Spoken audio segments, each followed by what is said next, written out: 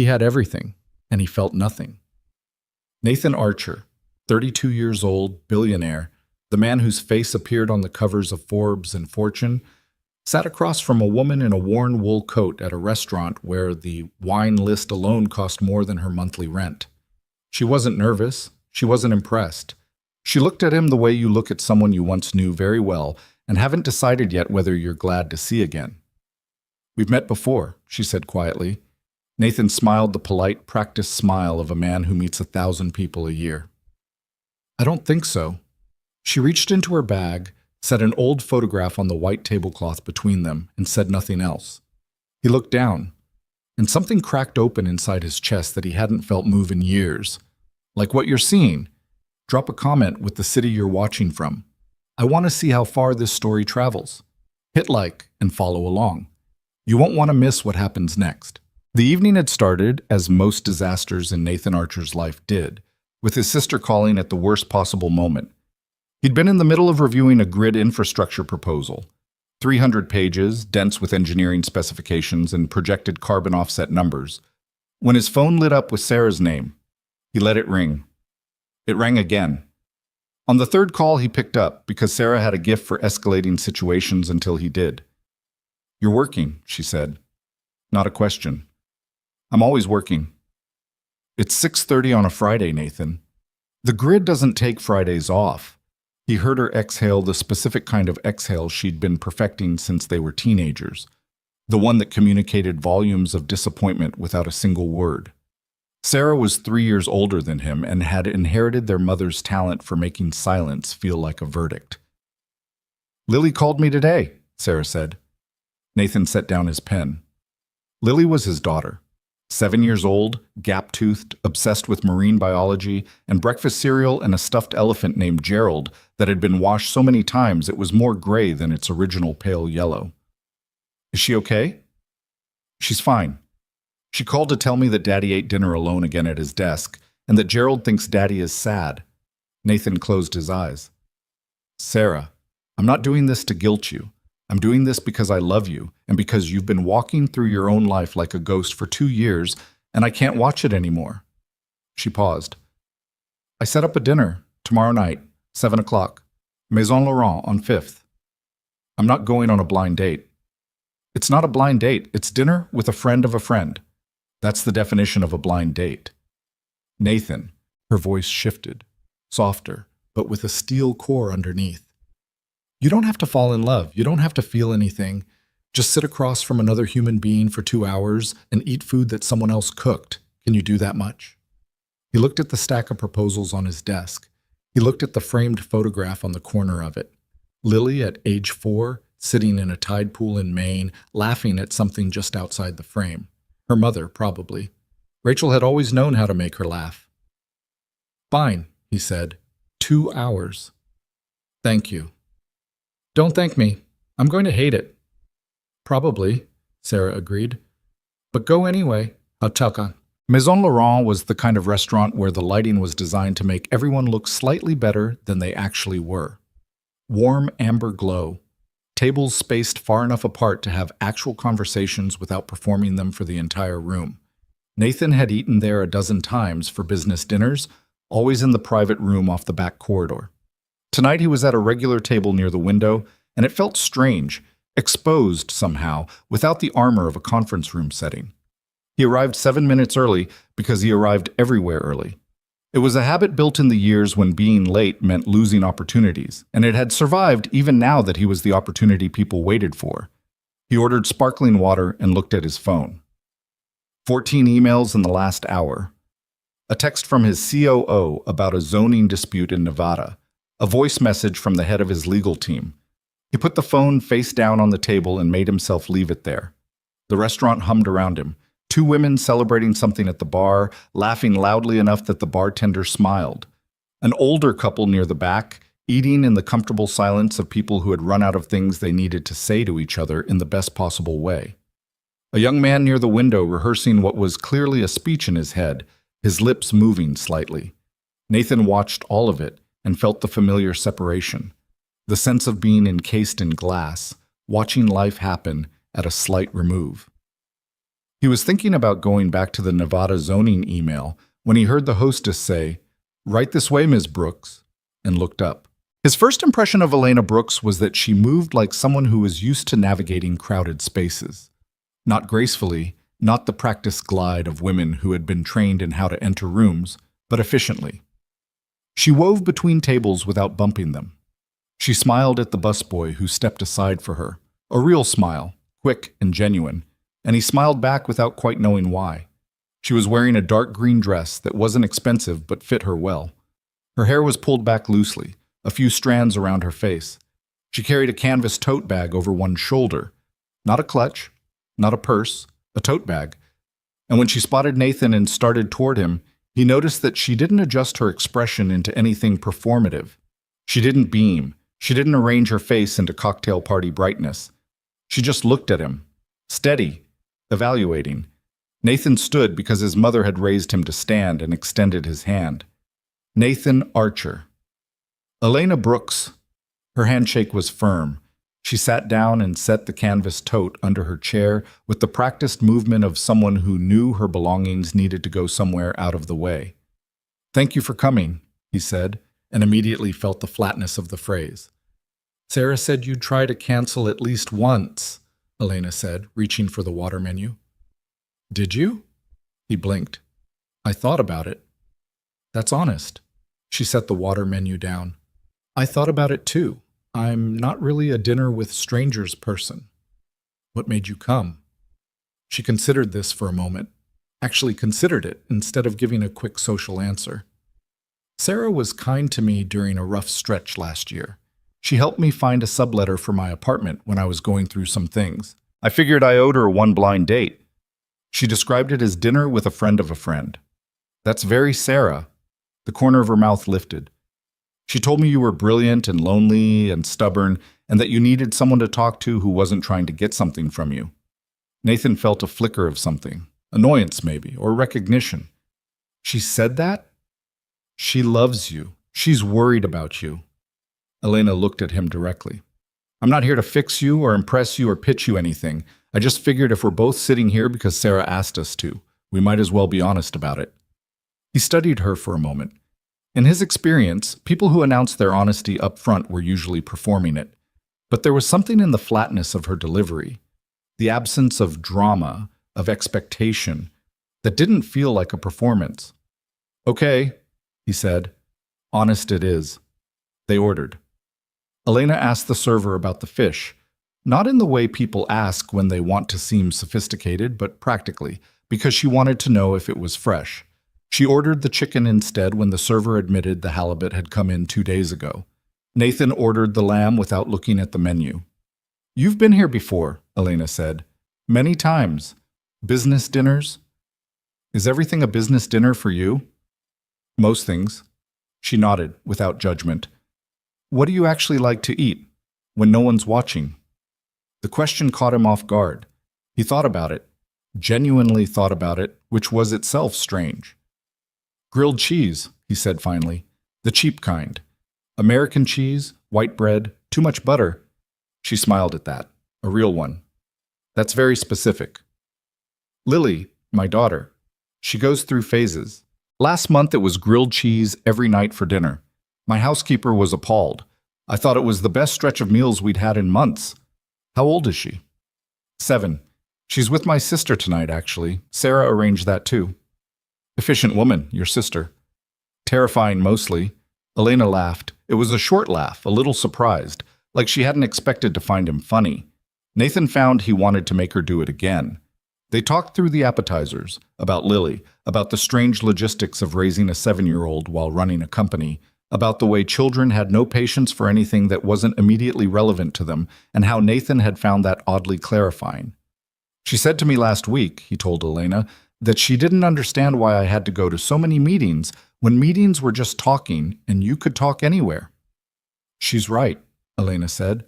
"I know. I couldn't explain it in a way that made sense to either of us." Elena was quiet for a moment. She had a way of going quiet that didn't feel like withdrawal, more like she was actually processing what he'd said instead of waiting for her turn to speak. "What does she want to be?" she asked. A marine biologist. Specifically, she wants to study octopuses. She told me last month that octopuses are smarter than most adults she knows. Also not wrong.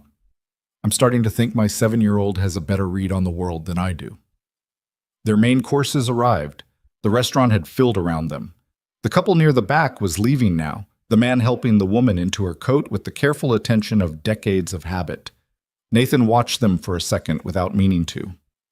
"You miss it," Elena said. He looked back at her. "What? That?" She nodded subtly toward the couple. "Having someone." He almost deflected. He had a dozen deflections ready, polished, practiced, the kind that redirected conversations away from anything that got too close. But she'd said she wanted honesty, and she'd been honest with him, and something about the directness of her gaze made the deflections feel like too much effort. "Yeah," he said, "sometimes. I'm sorry about your wife. Sarah told me. I didn't want to bring it up, but I also didn't want to pretend I didn't know. Rachel." He said her name deliberately because he'd learned that saying it was the only way to stop it from becoming a wound that only opened in private. "She died 3 years ago, cardiac arrhythmia. She was 29. She was perfectly healthy, and then she wasn't." Elena didn't say she was sorry again. She didn't say everything happens for a reason or that Rachel was in a better place or any of the things people said when they didn't know what else to do. She just looked at him and said, "That must have broken something in you." "It did," he said. "It broke a lot of things. Are any of them healing?" "Some of them." He looked down at his plate. "Slowly." She nodded. That was all, and somehow that was the right response. They were halfway through dessert. Elena had ordered the tart. Nathan had ordered nothing and then eaten half of hers when she pushed it toward him, when the conversation shifted in a direction he hadn't expected. They'd been talking about work. He'd asked what she did, and she'd told him without apology. She worked mornings at a nonprofit that provided literacy resources to adult learners in underserved communities, and evenings she waitressed at a restaurant in Brooklyn to cover the gap. "2 jobs," he said. "New York," she said simply, as though that explained everything. It did. "What did you want to do, originally?" She looked at him carefully. "Write. I wanted to write." "Fiction?" "Journalism, mostly, long form. The kind of stories that take 6 months to report and 3 months to write and change how people think about something they thought they already understood." "Why didn't you?" She was quiet for a moment. Something moved behind her eyes. Not pain exactly, but the memory of pain, which was slightly different. "Life redirected me," she said carefully, "a few times." There was something in the way she said it, a precise kind of restraint, like she was choosing each word deliberately, that made Nathan feel he was only getting the surface of a much larger answer. "Where are you from originally?" he asked. "Ohio, small town called Mill Haven. You wouldn't know it." "I was in Ohio," he said. "I went to Harwick on a scholarship, outside Columbus." Something changed in her face. It was subtle, a slight stillness, a fractional shift in her expression, the way a person looks when they hear a word they weren't expecting. "I know Harwick," she said. "Small school, good engineering program." "Yes." She picked up her water glass and took a careful sip. "Did you like it there?" "I was too busy surviving to know if I liked it. Scholarship didn't cover everything. I worked nights at a hardware store, weekends doing landscaping." He shook his head at the memory. "I was so convinced I was going to change the world that I barely slept. I was probably insufferable." "Probably," she said softly, and the way she said it stopped him. "Not probably. Not the way you said it to a stranger making a self-deprecating joke. The way you said it when you knew." He looked at her. Really looked. Searched her face the way you searched for something you'd set down years ago and couldn't remember where. "Elena," he said slowly. "Elena Brooks." She held his gaze. Didn't help him, didn't hinder him, just waited. He stopped. Something was moving at the edges of his memory, something he couldn't quite reach. A name, a face, a feeling. The specific feeling of being 22 years old and terrified and certain, and sitting across from someone who made both of those things feel survivable. "We've met before," she said. The same words she'd said when she sat down, the same quiet, level tone. I don't. He stopped again, rubbed the back of his neck. When? She reached into the canvas tote bag under her chair. She set something on the white tablecloth between them. A photograph. Old, printed on matte paper, the colors slightly faded the way photographs faded before everything became digital and permanent. Two people in front of a building Nathan recognized after a moment as the engineering library at Harwick. A young man, thin, poorly dressed, grinning the specific grin of someone who hadn't yet learned to curate his expressions. A young woman beside him, close but not quite touching him, laughing at something. The young man was him. The young woman was her. Nathan Archer sat in Maison Laurent with a room full of people around him and felt the floor tilt. Not dramatically, not like the movies where the world spins and the music swells. Just a quiet internal lurch. The feeling of something that had been buried for a long time shifting in the dark. He picked up the photograph. His hands were steady, because he had spent years training his hands to be steady, but something in his chest was not. "Elena," he said. "Hi, Nathan," she said. Her voice was even, careful. The voice of someone who had rehearsed this moment, not for performance, but for survival. "It's been a while." He looked at her face, and then at the photograph, and then back at her face. And the thing that cracked open in his chest started slowly to return. He remembered her in fragments, the way you remembered a place you'd lived briefly and left before it was finished with you. He remembered a library table in October, the radiators clanking, the smell of old paper and coffee from the machine down the hall that charged 50 cents and tasted like regret. He'd been staring at a differential equations problem set for 3 hours, and she'd sat down across from him without asking and said, "You're doing it wrong. You're calculating the boundary conditions before you've stabilized the function. It's backwards." He'd looked up, defensive, and found a girl with a notebook full of handwritten notes and the expression of someone who had identified a problem and was offering to help fix it, not because she wanted anything, but because inefficiency bothered her. "I'm an English major," she'd added, "but I tutored high school math for 2 years, so." They'd worked until the library closed. After that, she was just there. The way certain people became fixtures in your life, not through grand gestures, but through consistent proximity and the specific kind of attention that made you feel like the things that mattered to you also mattered to someone else. He remembered she read voraciously. Everything, indiscriminately, fiction and journalism and technical papers and the backs of cereal boxes. He remembered she had a laugh that arrived before the joke was finished. He remembered she used to read his business plans, not because she understood them, but because, she said, she understood when someone believed in something, and belief had its own kind of grammar. He remembered she had believed in him before he had given her much reason to. And then the investors had come, Reyes Capital, with their term sheets and their projections and their quietly stated expectation that Nathan's world would need to shrink down to what they valued. There were conversations he'd had that he wasn't proud of, decisions made in the name of focus and momentum and the future he was building. He had been 23 years old, and suddenly the thing he'd been chasing had appeared right in front of him, and he had reached for it with both hands. He hadn't looked back. He was looking back now. "Guan, I owe you an apology," he said. His voice came out rougher than he intended. "A real one. Not a polished one." "You don't have to do that tonight," Elena said. "When else?" She looked out the window. On Fifth Avenue, a cab rolled through the amber light, and for a moment her face was all shadow and gold. When she looked back at him, there was something in her expression he couldn't fully read. Not forgiveness, not anger, something more complicated than either. "I'm not here for an apology, Nathan. I came to dinner because Sarah asked me to, and because—" She paused, picked her words. "Because I needed to know that you were real. That the person I remembered was a real person, and not something I'd made up." "I was real," he said. "I know that now." She folded her hands on the table. Her fingernails weren't painted. There was a small ink stain on the side of her right index finger, the kind you got from writing with ballpoint pens for long enough. "You disappeared. You just disappeared. No call. No letter. No explanation.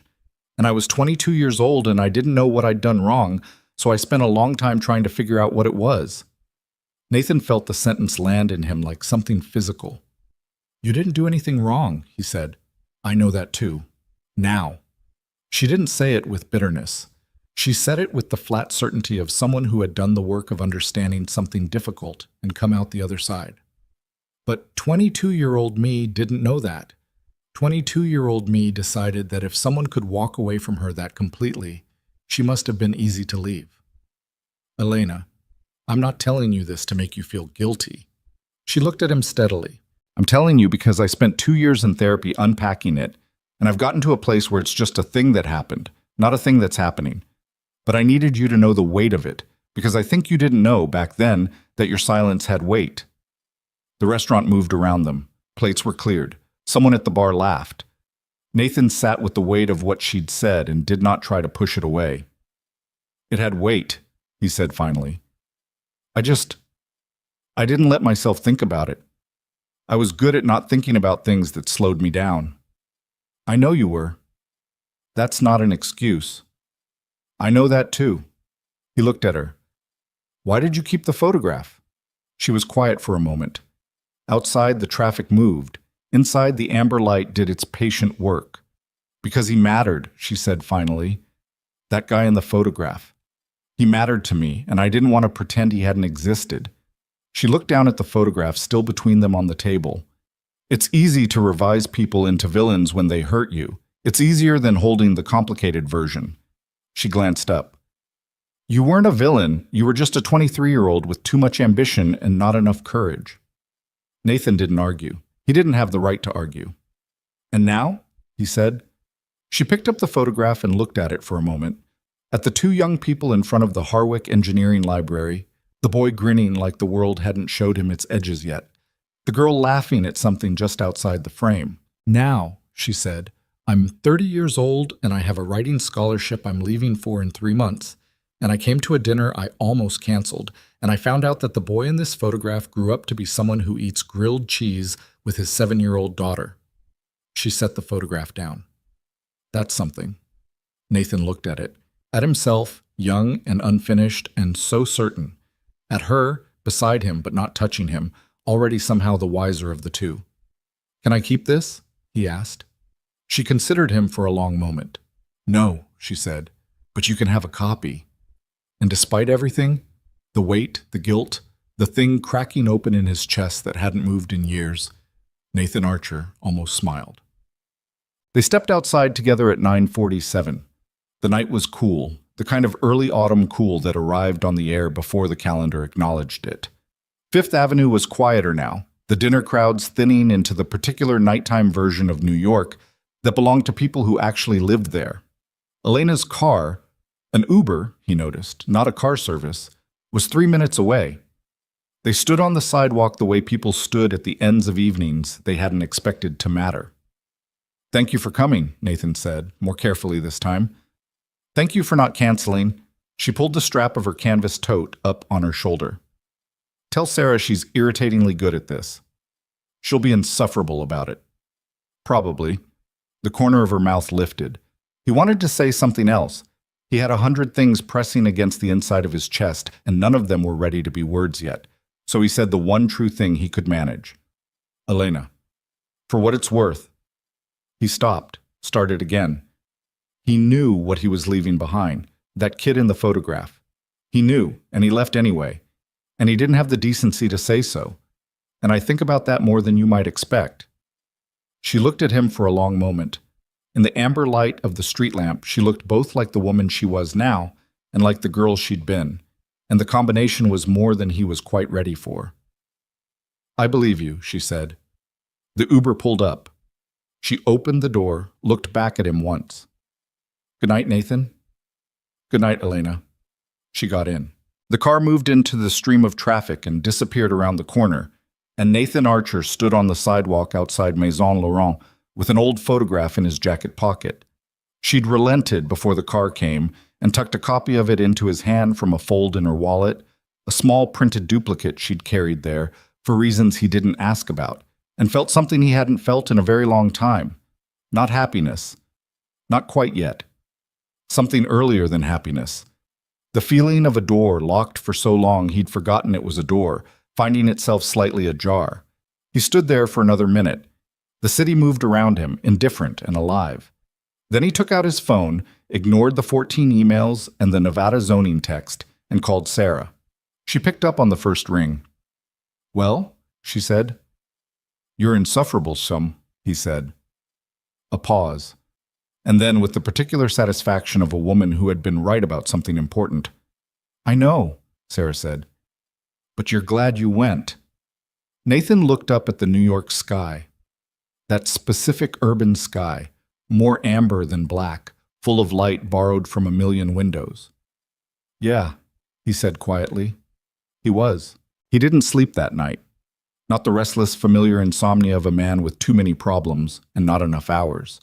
He knew that kind well, had learned to work through it, had built half his company in the quiet hours between 2 and 5 in the morning when the rest of the world was unavailable and his mind was sharpest. This was different. This was the kind of sleeplessness that came from something shifting inside you, something that had been fixed in one position for so long that the movement itself was disorienting, like a joint you'd forgotten how to use suddenly being asked to bear weight. He lay in the dark of his bedroom, a room that was large and well-appointed and had not, in 3 years, ever felt like anything other than a place to store himself between obligations, and stared at the ceiling and let the memories come. He hadn't let them come in a long time. He was good at management, and memories were just another thing to manage. You organized them, you scheduled them, you kept them in their assigned boxes and visited them on your own terms. The photograph in his jacket pocket, folded carefully the way Elena had folded it before pressing it into his hand, had apparently revoked that particular management strategy. The memories weren't waiting for permission anymore. Elena at 22, sitting cross-legged on the floor of the engineering library because all the chairs were taken, her notebook open on her knee, reading something completely unrelated to anything he needed help with, just keeping him company because she'd understood that he studied better when someone else was in the room. He had never told her that. She had figured it out on her own in the first 2 weeks and simply adjusted her schedule accordingly. Elena in November, standing outside his dormitory in the cold with 2 cups of coffee from the cart on Harwick's main quad. Because she'd known, how had she known, that he'd pulled another all-nighter and wouldn't have eaten anything before his 8 a.m. presentation to the school's entrepreneurship panel.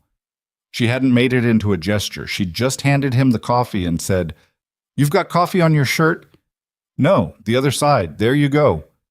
Elena reading his first real business plan, the one he'd stayed up 3 nights writing, the one that eventually became the seed of what would become Archer Energy Solutions.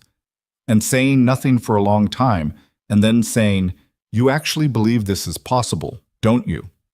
Not as a challenge, as a recognition, as though she'd found something real in the middle of what could easily have been delusion, and she was naming it so he could see it too. He'd loved her. He hadn't used that word at the time because he'd been 22 and 23, and the word felt like a weight he couldn't afford to carry while he was still trying to build something from nothing. But he'd loved her. The quiet, daily, unspectacular kind that sneaks up on you while you're busy doing other things and only announces itself once it's been there long enough to rearrange the furniture. And then Marcus Reyes had called. Nathan sat up in bed, swung his legs over the side. The floor was cold under his feet, which was grounding in a way he needed.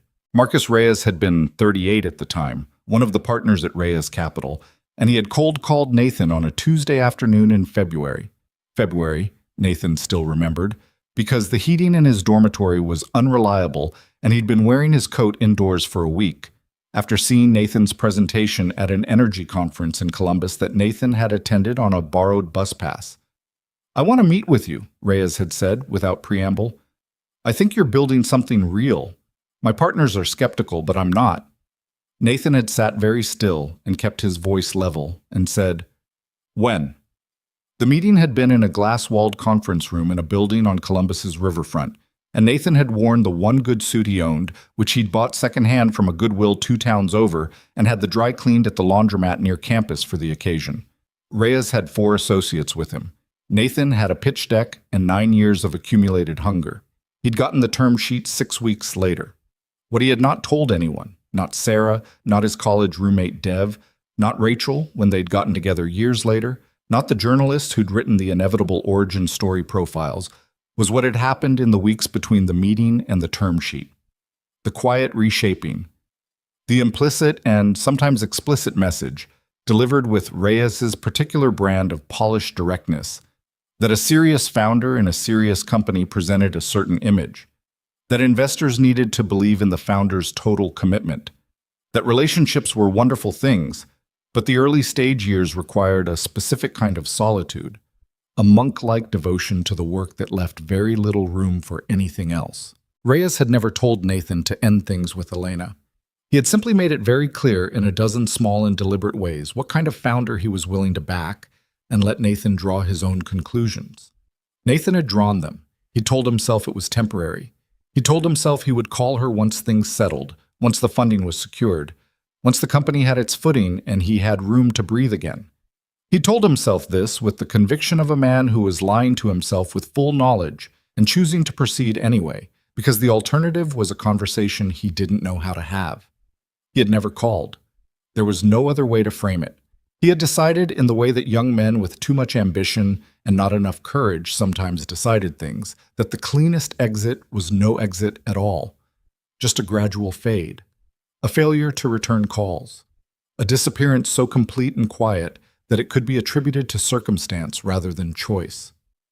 He had been 23 years old and he had been wrong, and knowing you were wrong was not the same as being able to undo it. He sat on the edge of his bed in the cold for a while. Then he got up, padded down the hallway to Lily's room, opened the door quietly, and stood in the doorway looking at his daughter's sleeping shape, the small mound of her under the blue comforter, Gerald the elephant tucked under one arm, her breathing slow and even. She looked like Rachel when she slept. The same slight frown, the same particular stillness. Nathan watched her for a long moment, and the combination of love and grief that he carried everywhere, that had become so familiar it was almost structural, pressed against his ribcage the way it always did. "I'm working on it," he said quietly, to no one in particular. Maybe to Rachel. Maybe to himself. He went back to bed. He didn't sleep for another 2 hours. But at some point before the morning, something in him stopped fighting the memories and just let them be there. And that was at least a beginning. He called Sarah the next morning at 7:30, which was early enough that she answered in a voice that suggested she'd been awake for approximately 4 minutes. "I need to know how you know her," he said. A pause. The sound of movement. A cabinet. The particular percussive noise of a coffee maker starting. "Good morning to you too," Sarah said. "Sarah?" "Elena volunteers with the same literacy nonprofit I donate to. We met at their annual fundraiser about 2 years ago. We got coffee a few times. She's..." A pause. "She's a good person, Nathan. A genuinely good person. The kind that's getting harder to find. She knew me at Harwick." Silence. Then, "I know."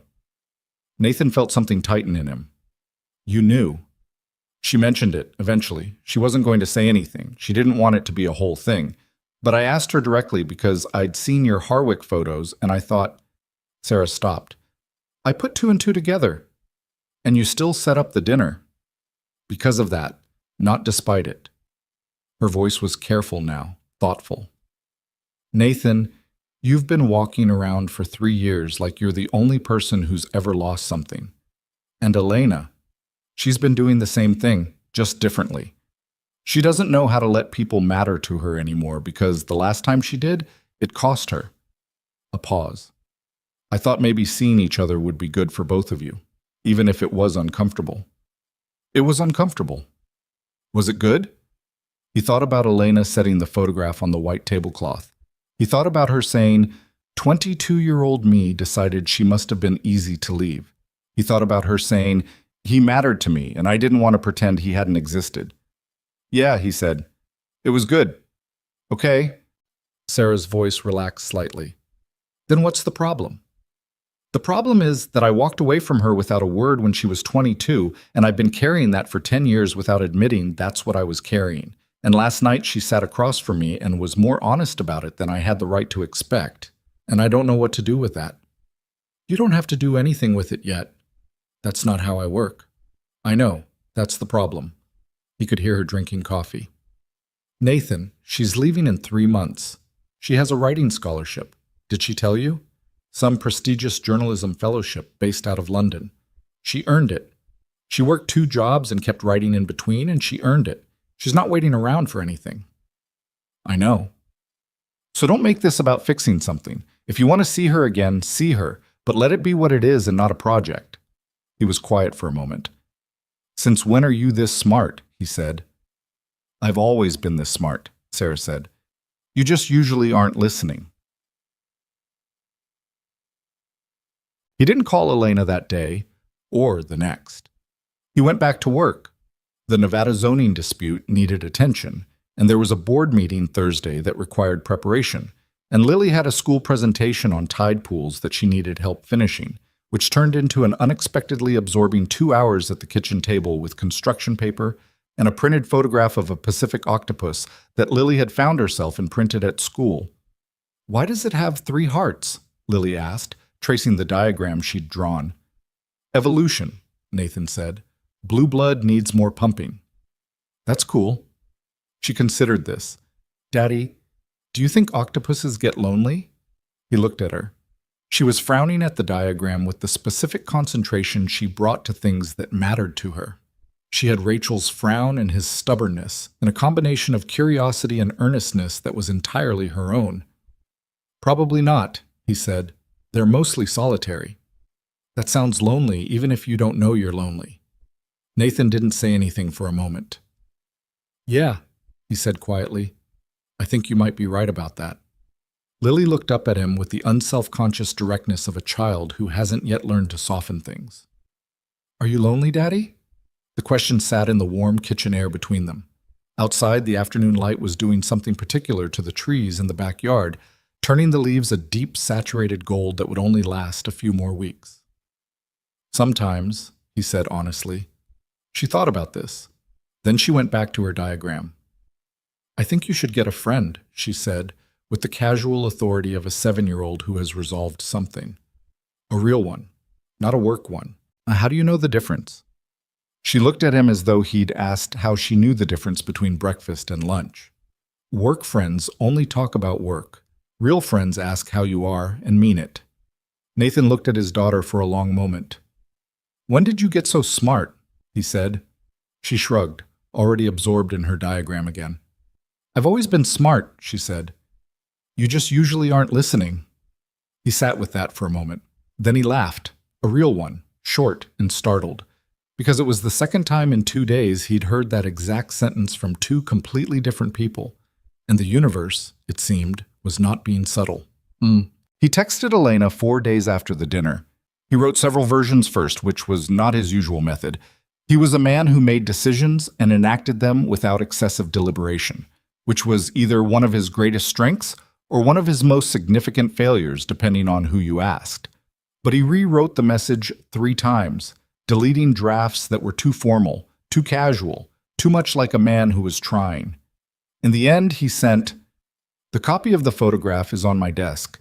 I keep looking at it without meaning to. I'm sorry that it took me 10 years to say the things I said on Saturday. I don't expect anything from that. I just wanted you to know." She didn't respond for 6 hours, which was long enough that he told himself she wasn't going to, and made peace with it. Then, at 11:42 at night, his phone lit up. Thank you for saying it. It mattered more than I expected it to. And then, after a pause, the kid in that photo had good instincts about energy systems. It's a shame he was such a coward about everything else. He stared at the message for a long moment. Then he typed. He was. He'd be the first to admit it. Her response came quickly this time. Get some sleep, Nathan. You have a daughter to raise. He smiled at his phone in the dark of his office. Good night, Elena. Good night. He set the phone down and looked at the photograph on his desk. The 2 young people in front of the Harwick Engineering Library, caught in a moment 10 years ago, before the choices that had separated them. He'd framed it. A small frame, nothing ostentatious, but a frame nonetheless, because it seemed right to treat the thing with some care. He sat with it for a while. Then he closed his laptop, turned off the office light, and went to bed at a reasonable hour for the first time in longer than he could remember. Passa. They met for coffee the following week. Elena's suggestion, a small place in Park Slope near her apartment, Not the kind of place Nathan usually went, but the kind he immediately understood. Worn wooden tables, a chalkboard menu, the smell of roasting beans, and the sound of a playlist that didn't try too hard. The kind of place people worked in for 3 hours without being asked to leave. She was already there when he arrived, which surprised him. He'd expected to wait. "You're early," he said. "I'm always early." She wrapped both hands around a ceramic mug. "I assumed you would be too." "I am, usually." He sat down, flagged the server, ordered a black coffee. "You assumed correctly." Old habit from waiting tables. You learn to read people's time habits fast. She looked at him steadily. "How are you?" Not the professional answer, the real one. He thought about Lily's diagram, about the conversation in the kitchen, about the 2 hours he'd spent at the kitchen table with construction paper and the strangest, fullest feeling that had been sitting in his chest for days, warm and slightly precarious, like something he was afraid to name in case naming it made it fragile. "Better than last week," he said, which is not what I would have predicted. Elena nodded, accepting this without pressing it. "I've been thinking," she said, "about what you said at dinner, about breaking things when Rachel died." He hadn't expected that opening. He'd expected small talk, or maybe a continuation of the careful honesty they'd managed at the restaurant, but not this, not straight to the place that still had edges. "Yeah," he said carefully. "I'm not asking you to talk about her if you don't want to." Elena set down her mug. "But I'm asking because I want to understand the whole picture, not just the part I knew before." He looked at her. Across the wooden table in the morning light, with coffee rings on the surface and the chalkboard menu behind her head, she looked real, thoroughly, uncomplicatedly real, not performing interest, actually interested. Rachel was... He stopped. Started again because starting over was sometimes the only way forward. "She was the person I let in after I'd decided not to let anyone in. I'd been running the company for 3 years. I was good at it. I was good at the walls.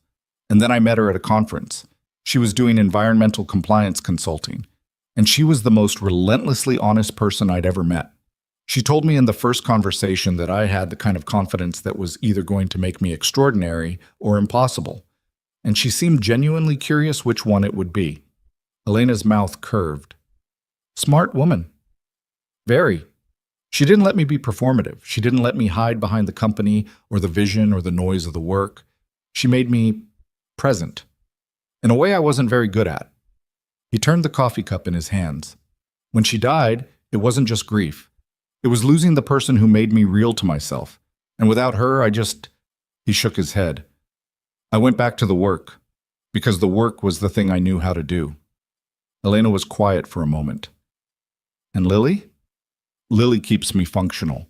She's the reason I come home, but He looked up. "I've been doing the right things without being really there for them. Does that make sense?" "Yes," Elena said. "It makes a lot of sense." A pause. "I spent about a year after you disappeared doing the same thing in the other direction. I functioned. I went to class. I graduated. I moved to New York. I got jobs. I did everything I was supposed to do. But I decided, somewhere in there, that if I didn't let things matter too much, they couldn't hurt me too much." "Did it work?" "About as well as you'd expect." She picked up her mug. "The literacy nonprofit, I love it. The work is real, and the people are real, and it reminds me every day that the world is bigger than my own head. But the writing I've let slide, the real writing, the kind that costs you something, I've been avoiding it." She paused. "Until the fellowship." "Tell me about the fellowship." She looked at him carefully, as though deciding how much to give. Then she seemed to make a decision and leaned forward slightly. "It's a 3-month investigative journalism program, based out of London, but we'd be reporting across 3 countries, the UK, Germany, and Morocco. The focus is energy access inequality, communities without reliable power, what it costs people, what it costs development." Nathan looked at her. "Energy access inequality. I know." A small, complicated smile. "Of all the topics.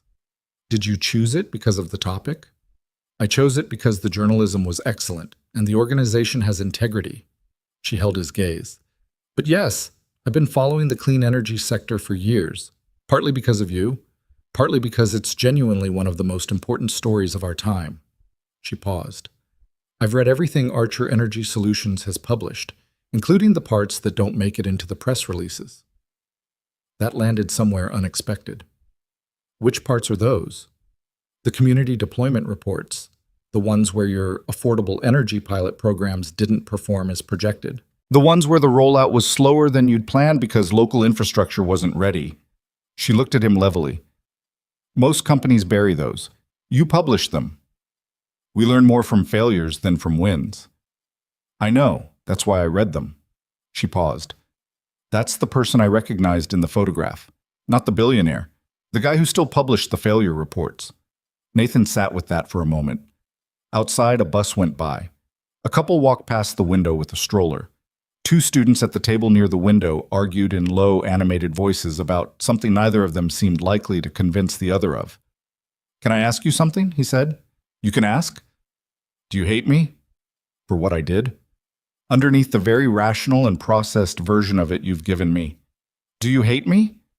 Elena was quiet for a long moment. She looked down at her mug, then back up at him. No, she said. I did.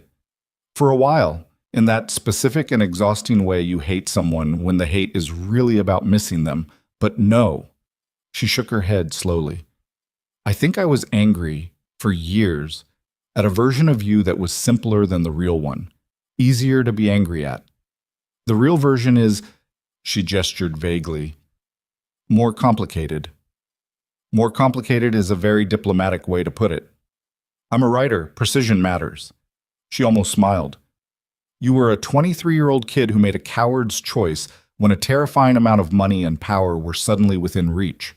That's not a good person doing a good thing, but it's also not a monster. It's a person. She met his eyes. The question isn't what you did then. The question is who you are now. He held her gaze. And the jury's still out, she said. But you framed the photograph. That's something. He laughed. Short, genuine, slightly raw at the edges. She smiled at that. And the morning moved around them, indifferent and ordinary, and quietly full of something that neither of them had decided yet what to call. They got coffee twice more in the following 2 weeks.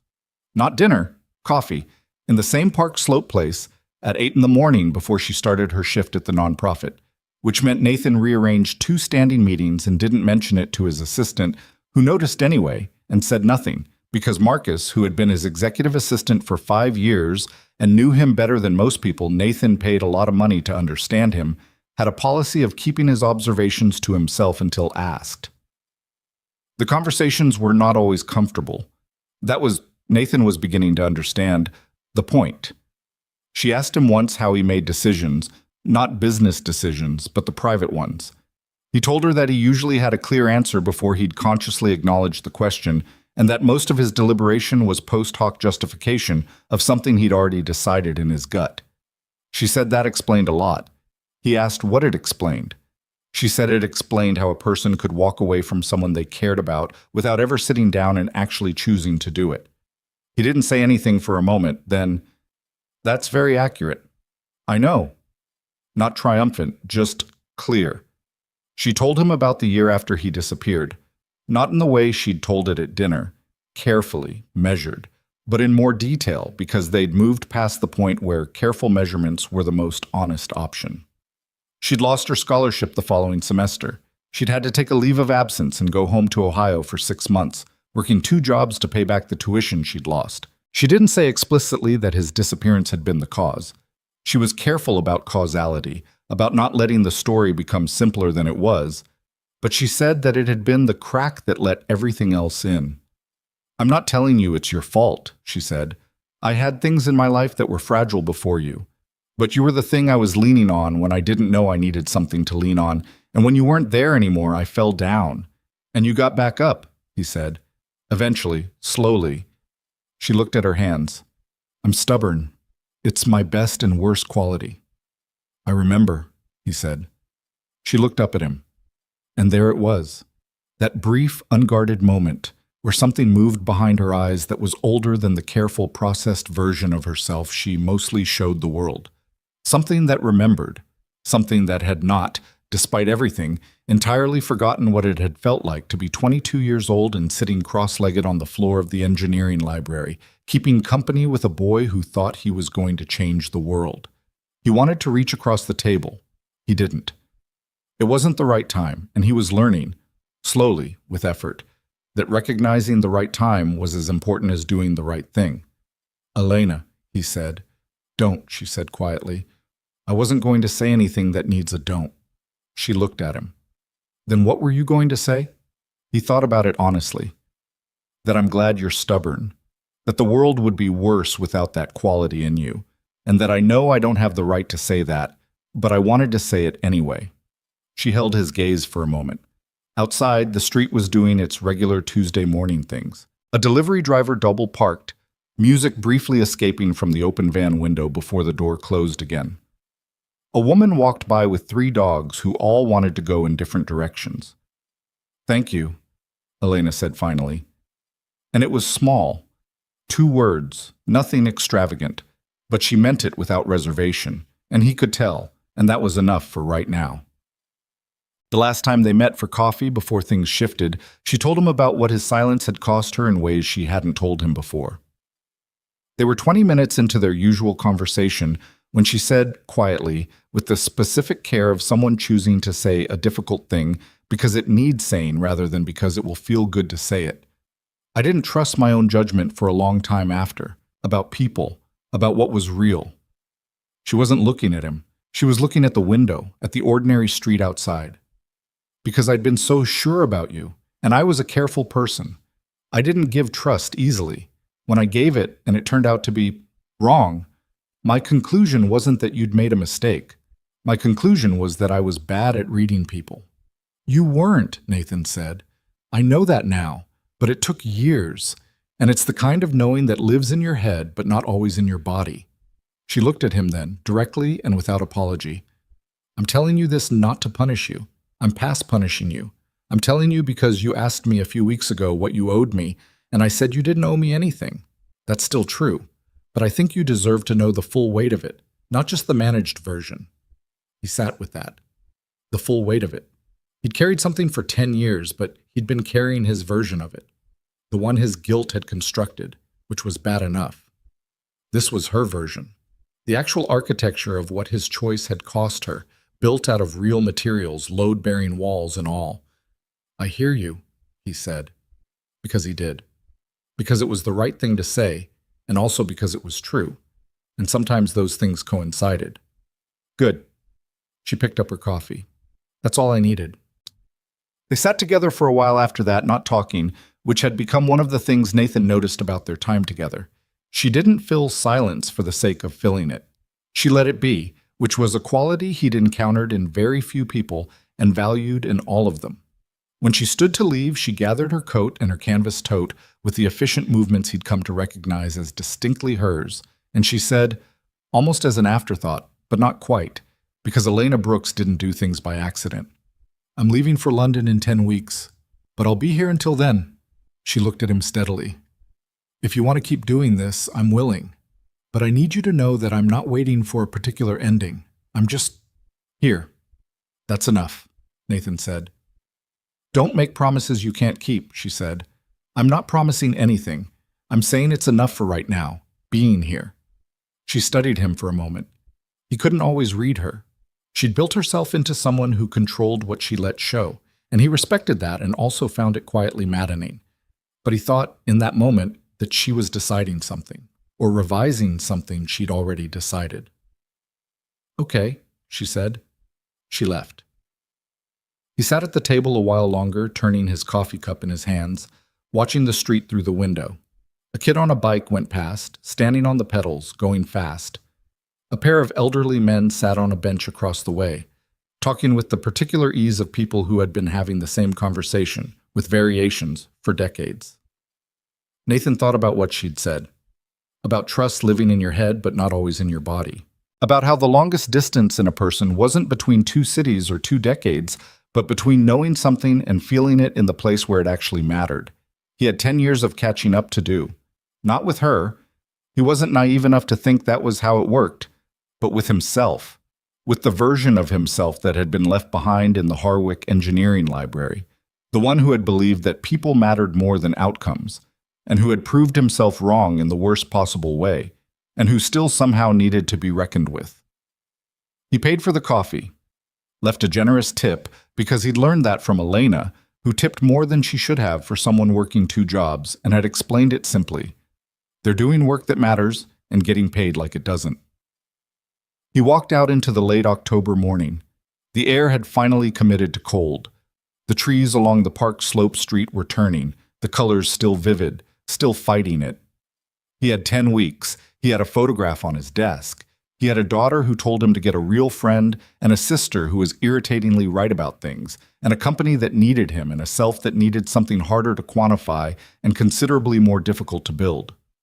He put his hands in his pockets and started walking toward the subway, and for the first time in a long time, he was not entirely sure what came next, and the uncertainty felt not like danger, like space, like the beginning of room enough to become something other than what he'd been.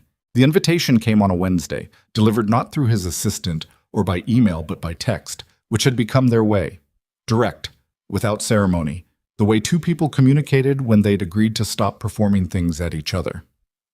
I'm free this Saturday. You mentioned a farmhouse once. Was that real, or was that something people like you say? Nathan read it standing in the elevator of his office building, 42 floors above Midtown Manhattan, on his way up to a meeting about quarterly projections that would take 2 hours and accomplish approximately 40 minutes worth of actual decisions. He typed back before the elevator reached his floor. It's real. Upstate, about 2 hours out. It's not impressive. Fair warning. Her response came while he was still looking at the phone. Good. Impressive would ruin it. He stood in the elevator for a moment after the doors opened, which was not something Nathan Archer typically did. He moved through spaces with purpose, and standing still in an open elevator doorway was the kind of thing that made his COO nervous. But he stood there for a moment, reading the message again, before stepping out into the corridor and walking toward the conference room where 12 people were waiting for him with PowerPoint slides and bottled water. He thought, for the first time in years, that Saturday felt like something to look forward to. He almost didn't invite Lily. Not because he didn't want her there, but because he was uncertain what he was doing, and uncertain was not a condition he managed gracefully, and bringing his daughter into an uncertain situation felt like using her as ballast in a way he wasn't entirely comfortable with. It was Lily who resolved it. Friday evening, while he was packing a bag for the farmhouse, sensible things, jeans, boots, a jacket that had actual use rather than signal, she appeared in the doorway of his bedroom with Gerald tucked under her arm and the expression of someone who has assessed a situation and reached a conclusion. Are we going to the farmhouse? She asked. He hadn't mentioned it.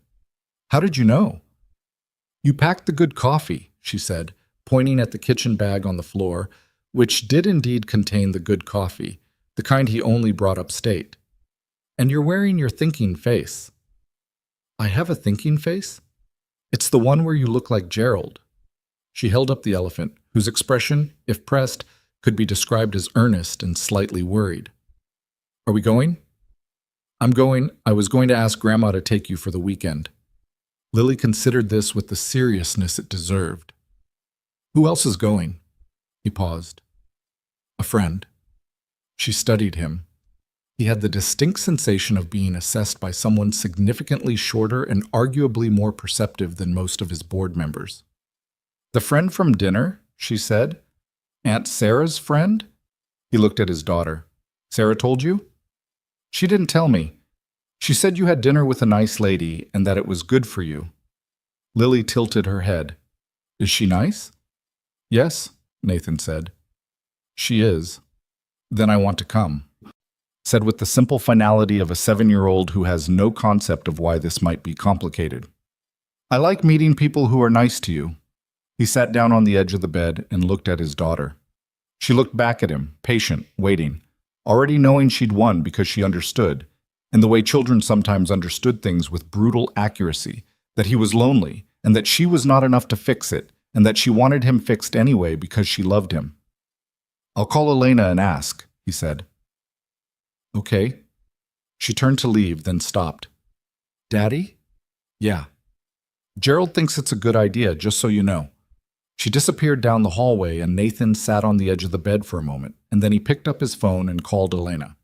Not texted, called, because some conversations needed a voice, and said, My daughter would like to come. She's 7, and she has opinions about everything, and she will ask you a lot of questions about marine biology. You can absolutely say no. A pause. He could hear street noise on Elena's end, the particular ambient sound of Brooklyn on a Friday evening. Does she like pancakes? Elena said. She would eat only pancakes if I let her. Then tell her I'm in, Elena said. I make good ones. He drove them up Saturday morning, leaving the city at 7 to beat the traffic. Lily in the back seat with Gerald and a library book about cephalopods that she'd checked out specifically for the trip, because, as she'd explained at breakfast, if Elena was a writer, she probably liked people who knew things.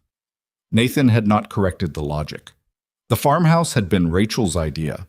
They'd bought it 6 years ago, before Lily was born, when the company was starting to grow faster than either of them had expected, and Rachel had said with her particular quiet insistence that they needed somewhere that was not about any of that.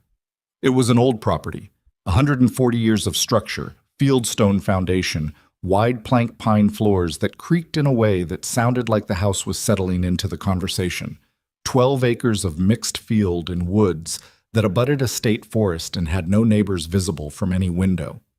Nathan had not done much to it after Rachel died. He'd kept it maintained, but he was not the type to let things fall apart. That would have required a passive quality he didn't possess. But he hadn't changed anything either. Her reading chair was still in the corner of the living room. Her rain boots were still by the back door. It was not, he knew, entirely healthy, but he hadn't known what to do with it, and not knowing what to do with things was not a condition Nathan managed gracefully. Elena was standing at the end of the gravel drive when they pulled in, which meant she'd arrived before them, which meant she'd driven up herself rather than letting him pick her up, which meant she'd wanted her own car, her own exit. He understood that and respected it. She had a canvas bag over one shoulder and was wearing jeans and a dark blue sweater and looking at the tree line with an expression he couldn't read from the car. When she heard the tires on the gravel, she turned, and there was a moment, brief, unperformed, where something crossed her face that was not quite a smile, but was in the same neighborhood. Lily was out of the car before Nathan had fully stopped it. You're Elena, Lily said, with the directness of someone who saw no reason to build up to things. Elena looked down at her. I am. You're Lily. And this is Gerald. Lily held up the elephant. He was gray, but we wash him too much. Elena reached out and shook Gerald's paw with full seriousness. Nice to meet you, Gerald. Lily looked at Nathan with the expression of someone whose hypothesis has been confirmed. I like her, she said, as though Elena were not standing 3 feet away. I can hear you, Elena said. I know, Lily said. That's how you know I mean it. Elena laughed. The short, surprised laugh. The real one. The same one Nathan had been trying to earn at the restaurant 6 weeks ago. He watched it happen from 2 feet away and felt something warm and slightly dangerous move through his chest. Come on, he said. I'll show you around. Good night. The farmhouse in late October was not picturesque in the way photographs made farmhouses look, the kind of staged, golden hour softness that made places into symbols. It was real in the way old things were real. The porch had a board that needed replacing. There was a smear of mud along the bottom of the front door from the last rainstorm. The kitchen window didn't quite shut all the way and let in a draft that required either a specific technique with the latch or a rolled dish towel in the gap, both of which Nathan demonstrated to Elena with the matter-of-fact air of someone used to the building's particular demands. It's wonderful, Elena said, looking around the kitchen with the expression of someone who meant it. It's falling apart in very specific ways. That's what makes it wonderful. She ran her hand along the kitchen counter, the old butcher block that had absorbed a decade of use. Some things are better for having been lived in. He looked at her. She wasn't looking at him. She was looking at the counter, at the wood, at the particular wear of it. But the sentence sat in the kitchen air between them, and he heard all the things it wasn't quite saying. Lily had already disappeared into the living room, where she'd located the shelf of board games Nathan kept there, and was auditing them with the focused intensity of someone selecting the right tool for a job. "She's extraordinary," Elena said quietly. "She is." He started the coffee. "She decided she liked you before you got out of the car." "I know. She told me." A small pause. "She has Rachel's eyes." He went still for a half second. "You can see that from a photograph." "I noticed it in the one on your mantle." She turned to look at him, direct and unapologetic. "I wasn't prying. It's just visible." "No, I know." He let out a slow breath. "She does. She has her eyes and my stubbornness and some third thing that's entirely her own that neither of us made." "Children do that," Elena said. "Become their own people before you finish planning who they'll be." He looked at her. "Do you want kids?" "You don't have to answer that." "I want them," she said after a moment. "I've spent so long being careful, keeping things small enough to manage, that I'm not always sure what I actually want versus what feels safe to want." She held his gaze. "That's an honest answer. It's not a pretty one." "I don't need pretty answers." "I know." She paused. "That's why I gave you that one." The coffee maker beeped. Lily called from the living room that she'd found a game called Clue and that she needed 2 more people immediately and that Gerald had agreed to play, but he didn't have thumbs so he couldn't hold the cards. Elena raised her eyebrows at Nathan. "She'll explain the rules," he said. "She has opinions about the rules." "Of course she does." Elena picked up 2 mugs and looked at him. "Cream?" "Black." "Good." She poured without another word and headed toward the living room, where Lily was arranging pieces on the board with the serious efficiency of someone who had been waiting for this game her entire life. And Nathan stood in the kitchen for one more moment, alone, with the sound of the draft through the window gap and the smell of coffee and the specific, precarious fullness of a morning that was turning into something he hadn't planned. They played Clue for an hour and a half. Elena was methodical about it, kept careful notes in a small notebook she produced from her canvas bag, which made Lily immediately declare her a genius. Nathan was competitive in the way he was competitive about everything, which meant he was trying to win while pretending he wasn't. Elena caught him twice redirecting Lily's questions to mislead her, and called him out both times without mercy. "You're doing it again," she said. "I don't know what you're referring to. You made that face, but the one that means you already know something and you're managing what information comes out of you." Lily looked at her father with wide eyes. "You have that face?" "I've known him for about 6 weeks," Elena said, "and I've already cataloged 3 faces. You live with him? You probably know 12. "I know the thinking face," Lily said, "and the board meeting face, and the sad face he thinks I don't know about." The room went quiet for a half second. Nathan looked at his daughter. Lily was looking at the game board, moving her piece with focused attention, and he couldn't tell if she'd meant to say that last part or if it had just come out the way things did with children, honest and unpremeditated and perfectly aimed. Elena looked at Nathan. She didn't say anything. She didn't need to. "I have a sad face?" he said to Lily. Lily looked up at him with the patience of someone explaining something obvious. "Daddy, sometimes when you think I'm asleep and you're just sitting somewhere, your face goes all quiet and empty, like you're somewhere else." She went back to her piece. "I know it's because you miss Mom. It's okay. I have it too sometimes." The room held very still. Outside, wind moved through the trees. The house creaked in its old way, settling. Nathan looked at his daughter and felt something crack open in him that was different from the thing that had cracked open at the restaurant 6 weeks ago. That had been the crack of memory returning. This was something else, the crack of recognition, of being seen somewhere he'd thought he was invisible, by someone 7 years old who had apparently been carrying the same weight and had never once asked him to carry less of it so she could carry more. "Come here," he said, his voice not quite steady. Lily came around the board and climbed into his lap without ceremony, folding herself against him the way she'd done since she was small, with the complete physical trust of a child who knew she was safe. He put his arms around her and she said nothing, just held Gerald against her chest and looked at the game board. Nathan looked up. Elena was watching them both. Her expression was the complicated kind, the kind that held several things at once: warmth and something older, something that moved beneath the warmth like current below still water. She looked like someone in the presence of something real that she hadn't expected. She looked like someone being careful not to want too much. He understood that. He was learning it himself. "Your turn," Lily said eventually from the circle of his arms, pointing at Elena. Elena looked down at the board. "Right." She picked up her cards. "I think it was Colonel Mustard." "In what room?" Lily demanded. "The library." "With what?" Elena looked at Nathan over the top of Lily's head, and the look said several things, and none of them were about the board game. "With the candlestick," she said, obviously. Lunch was the meal Elena had promised, pancakes at 11:30, because Lily had made the timing argument that pancakes after 11 were actually brunch, and therefore still appropriate. Elena made them from scratch, which required a brief but thorough inventory of Nathan's farmhouse kitchen, conducted while Lily sat on the counter and provided commentary. "He has real maple syrup," Lily reported, checking the cabinet. "Not the fake kind. And blueberries." "Dad, why do you have blueberries?"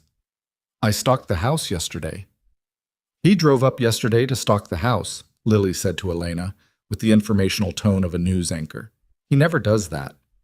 "Good to know," Elena said, cracking eggs. "He also bought the good coffee. He never brings the good coffee unless it's important." "Lily," Nathan said. "I'm being helpful," Lily said. "You're being a reporter." "Same thing." Elena laughed. She was at the stove and she was laughing, and the kitchen smelled like butter and coffee and the particular warmth of a house being used the way houses needed to be used.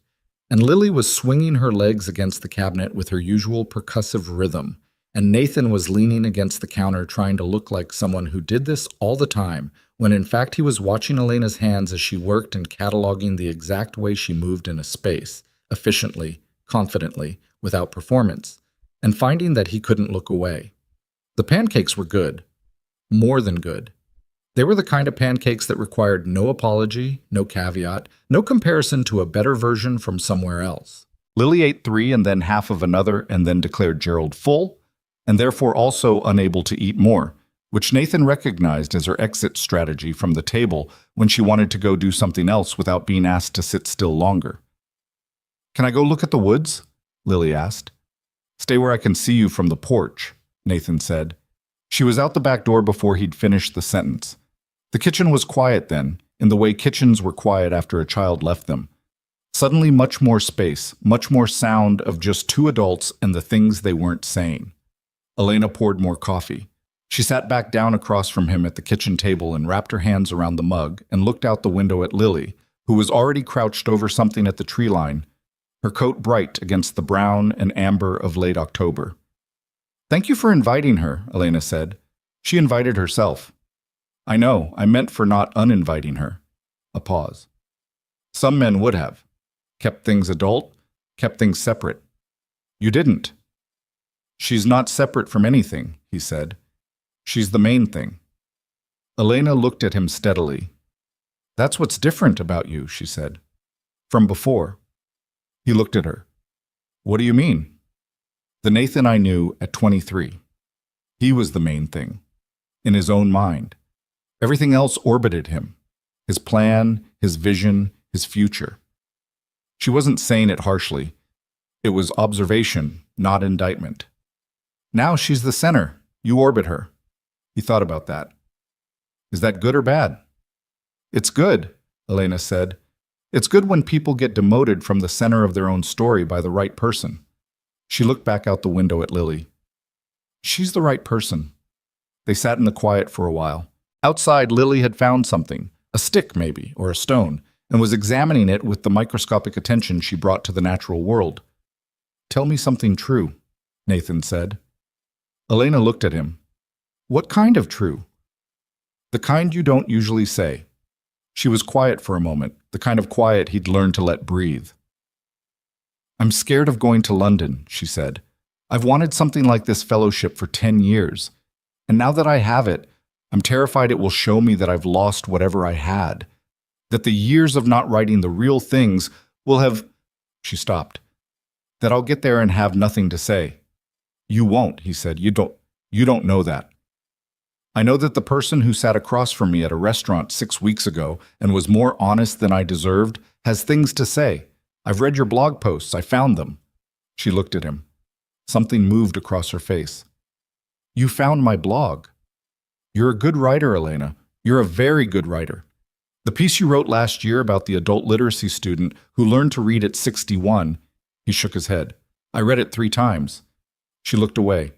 Out the window, the tree line, Lily at the edge of it. That one was easy, she said quietly. He gave me everything. I just had to not get in the way of it. That's not nothing. Most people can't do that. Get out of the way of the story. Most people make it about themselves. She didn't say anything. He'd landed somewhere real and they both knew it. You're going to be fine in London, he said. Better than fine. She looked at him. The light was doing its particular October thing through the kitchen window, not flattering in any deliberate way, just honest. The light of a day that wasn't trying to be anything. In it, she looked tired and real and more herself than she'd looked anywhere with ambient lighting designed for impression. Why are you being kind to me? She said. Because it's accurate, he said. I'm not being kind to make you feel better. You're a good writer. That's a fact. She studied him for a long moment. Okay, she said finally, and the word came out smaller than her usual words, smaller and more unguarded, and he held it carefully because it was the kind of small thing that broke easily if you handled it wrong. The afternoon went the way good afternoons go, without a plan, which was the only way they actually worked. Lily found a salamander under a flat stone near the tree line and brought it to Elena for identification with the careful, cupped hands transport of a child who understood living things required respect. Elena, who had done enough research to keep up, he suspected she'd looked some things up the night before, though he didn't ask, correctly identified it as a red-backed salamander, which made Lily make a sound that could only be described as reverential. It's in the lungless salamander family, Lily said. They breathe through their skin. I know, Elena said. That's pretty remarkable. Everything breathes somehow, Lily said, with the philosophical weight of someone who had recently learned a fact and was still absorbing its implications. Even things you wouldn't expect. Nathan walked with them along the edge of the field, his hands in his pockets, listening to his daughter explain the properties of amphibian respiration to a woman who asked questions that were real questions, not adult talking to child questions. The afternoon light came in at the low angle of late October, the kind that stretched shadows long and made ordinary fields look like they belonged somewhere in a painting you couldn't quite place. He walked behind them and watched and didn't try to perform anything. At some point, Lily got tired. She would never admit to being tired, but she slowed down and started carrying Gerald in both arms instead of one, which was her tell.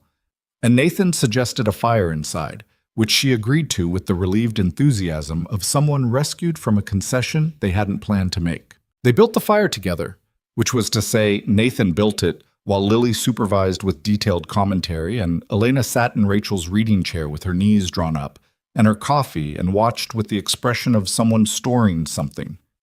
The chair was old, navy blue, slightly misshapen from years of someone else sitting in it in the same way. Elena sat in it differently. Her knees up, her posture curled, the opposite of how Rachel had sat. And it should have bothered Nathan more than it did. It didn't bother him. He wasn't sure what that meant, but he sat with it without forcing an interpretation. The fire took. Lily approved. She settled on the floor in front of it with Gerald and the cephalopod book and was asleep within 20 minutes, tipped slightly sideways against the base of the couch with the total physical commitment of a child who never did anything halfway. Nathan and Elena sat on opposite ends of the couch above her, with the fire and the sleeping child between them, and the farmhouse held its particular old house quiet. She fell asleep mid-page, Elena said softly. She always does. She'll be furious about it when she wakes up. She'll say she was just resting her eyes. Exactly. He looked at her. You have younger siblings? A brother, 8 years younger. A pause. We're close now. We weren't for a while. He lives in Columbus. Near Harwick. Near enough. She looked at the fire. He's the stable one. Married, 2 kids, teaches high school history. He has the life I thought I'd have when I was 18 and still believed in straight lines. Do you wish you had it? She thought about it honestly, which was the only way she thought about things. Sometimes, in the abstract. But he's happy with it because it's genuinely what he wanted, and I'd be miserable with it because it's not. She looked at her coffee. I used to think that meant I was the broken one. Now I think it just means we wanted different things. What do you want? He asked it simply, no weight on it. An honest question. She looked at him. The fire moved. Lily made a small sound in her sleep and resettled, pulling Gerald tighter. To write things that matter, Elena said. To live somewhere I can think. To have... She stopped. Started again. To have people in my life that I trust enough to be uncomfortable with. A pause. That last one took me a while to figure out. What does that mean? It means comfortable people are easy. You can be around comfortable people without risking anything. But the people who see you, the ones you can disagree with, the ones who notice when you're not okay, the ones that make you feel things you didn't plan to feel. She looked at the fire. Those are the people that mean something. They're also the ones that can hurt you, and I'd been choosing comfortable. He was quiet for a moment. Elena. I know, she said. I wasn't going to, I know what you were going to say, and I know. She looked at him. We're in complicated territory. You know that. Yes. I'm leaving in 4 weeks. I know. And I'm not going to make you a promise I can't keep, and I don't want you to make me one either. She held his gaze steadily. But I want to be honest about the fact that this... She gestured at the space between them, at the fire, at the sleeping child on the floor, at the kitchen still warm with the smell of pancakes and coffee. This is the least comfortable I've been around another person in years, and I mean that as a good thing. He looked at her for a long moment. In the firelight, in the reading chair with her knees drawn up and her coffee going cold, and the tired, careful honesty on her face, she looked like someone who had spent years building walls that were good walls, necessary walls, walls that had done their job, and who was now standing at the window of one of them, looking out, not yet ready to open the door but no longer pretending the door wasn't there. I haven't felt much of anything in a long time, he said. And then I sat across from you in a restaurant 6 weeks ago, and you put a photograph on the table, and I've felt things every day since. He paused. I'm not asking you for anything. I'm just telling you the truth because you told me yours. She looked at him. Something in her face moved. Not broke, not gave way, but moved, like water below ice when the temperature shifts, the first molecular loosening before anything visible changes. You're a hard man to stay angry at, she said. Quiet, almost to herself. Good, he said. They sat in the firelight with the sleeping child between them and the wind moving through the old house's bones, and neither of them said anything else for a long time, and neither of them needed to. Dinner was simple. He'd brought soup, ingredients, and bread from the city, and Elena chopped vegetables with the same efficient purpose she brought to everything, while Nathan heated the broth and Lily, now awake and indeed furious about having fallen asleep, sat at the kitchen table and dictated from the cephalopod book about the hunting strategies of the mimic octopus. It can pretend to be a lionfish, Lily said, or a flounder, or a sea snake. It just becomes whatever it needs to be. Smart animal, Elena said, without looking up from the carrots. Very smart, Lily confirmed, but it can't do it forever. Eventually it has to just be itself again. Nathan looked up from the stove. Elena looked up from the cutting board. They looked at each other across the kitchen. Lily had already moved on to the next page, absorbed, unaware that she'd said anything notable. After dinner, Nathan drove Elena back into town. She'd left her car at a park and ride outside the city and taken a train up, which she hadn't known until she mentioned it over dessert, and which explained some things about her independence, and some things about how seriously she took having her own way out of situations. Lily fell asleep in the back seat within 10 minutes, which made the drive quiet in a comfortable way. At the station, Elena gathered her bag and opened the car door and stopped. Nathan? Yeah. She looked at him. The station lights were the cold blue white of fluorescent efficiency, Nothing flattering about them. In them she looked tired and real and unhidden. "Today was good," she said. "It was genuinely good. I didn't know if it was going to be." "Neither did I." "Your daughter is remarkable." "She'd be pleased to hear that." "She'd say she knows." Elena almost smiled. "She absolutely would." A pause, the kind that held something. "I'll be here 4 more weeks," Elena said. "If you want—" She stopped, revised. "I'd like to see you again before I go." He looked at her steadily. "Tell me when." She nodded. Got out. She walked into the station without looking back. Not coldly, just with the purpose of someone who knew that looking back sometimes made leaving harder and who had learned to be careful about that. Nathan sat in the parking lot for a moment. In the back seat, Lily slept with Gerald against her cheek, her face perfectly peaceful, her chest rising and falling with the steady rhythm of a child who hadn't yet learned to carry her sleep lightly. He looked at her. He thought about what Elena had said. "She's the center, you orbit her." And he thought about how right that was, and how it had happened without his planning it, and how it was the best thing that had happened to him in years. He thought about a farmhouse full of pancake smell and firelight, and a board game, and a salamander in cupped hands, and a woman in a navy reading chair with her knees drawn up, and a sentence about being uncomfortable with someone and meaning it well. He had 4 weeks. He was not going to waste them managing things from a careful distance. He was not going to mistake restraint for wisdom. He was going to be present, genuinely, messily, imperfectly present, in the way that he'd learned this day was the only kind of presence that actually counted. He started the car. He pulled out of the lot, and he drove his sleeping daughter home through the dark, through the upstate quiet, through the trees still holding the last of their color against the inevitable. She left on a Tuesday. He knew the date 3 weeks in advance because she'd mentioned it once, casually, in the middle of a conversation about something else entirely. They'd been at the Park Slope coffee place, their usual table, and she'd said, "I leave the 14th, the way you said a dentist appointment," factual and unadorned, and he'd filed it away in the part of him that tracked important things without being asked to. The 4 weeks between the farmhouse and the 14th were not the 4 weeks Nathan had told himself he would handle well. He'd meant what he said in the parking lot that night. Present, genuinely present. But presence turned out to be more complicated than intention. He'd spent so long operating at a particular altitude, above the immediate, above the personal, making decisions from the clean elevation of strategy, that dropping down into actual daily living with another person required muscles he'd let atrophy. He got it wrong sometimes. He knew that. The second week they'd walked in Prospect Park on a Sunday morning, Lily with them, running ahead on the path toward the pond while Nathan and Elena walked at the measured pace of 2 people who had things to say and were deciding how to say them.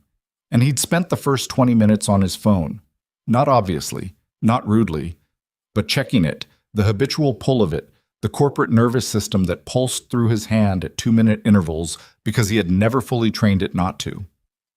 Elena had said nothing. She'd walked beside him and talked to him as though the phone weren't there, and he'd been half present and half somewhere in Nevada, where his team was negotiating a land lease, and then Lily had turned back toward them and yelled, "Dad, look!" That's it, about something in the pond, and he'd looked up from his phone and seen Elena watching him with an expression he recognized from the dinner at Maison Laurent, evaluating, measuring, deciding something. And he'd put the phone in his pocket. "Sorry," he said. "You don't have to apologize to me," she said. "I know. I'm apologizing to myself." He looked at the pond where Lily was now crouched at the edge watching something in the water. "I just told myself I was going to be here. And then I wasn't." Elena was quiet for a moment. It doesn't disappear overnight, the habit of being somewhere else. She said it without absolution, not forgiving the behavior, just naming it accurately. "The question is whether you notice it." "I noticed it." "Then that's something." She paused. 3 years ago, would you have noticed?" He thought about it honestly. "No?" "Then you're ahead of where you were." She looked at Lily, who was now apparently negotiating with a duck about something, gesturing with both hands. "She does that too, by the way. Disappears into her head. She's just more honest about it than you are." He looked at his daughter, then back at Elena. "Is that a compliment or a criticism?" Both, she said, the way most true things are. He left the phone in his pocket for the rest of the afternoon. That. 10 days before she left, Elena came to his apartment for the first time. Not for anything significant. Lily had a school project on renewable energy, which had produced the slightly surreal situation of the daughter of America's most prominent clean energy entrepreneur needing help explaining solar panels to second graders. And Elena had offered to help make the poster, because she had, as she put it, strong opinions about poster design that I've had no outlet for.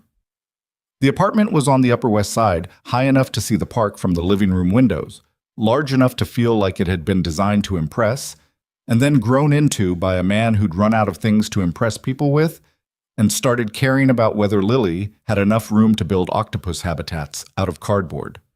There were cardboard octopus habitats in various stages of construction along the far wall of the living room. Elena noticed them first thing. "She's building a whole ecosystem," Nathan said. "I can see that."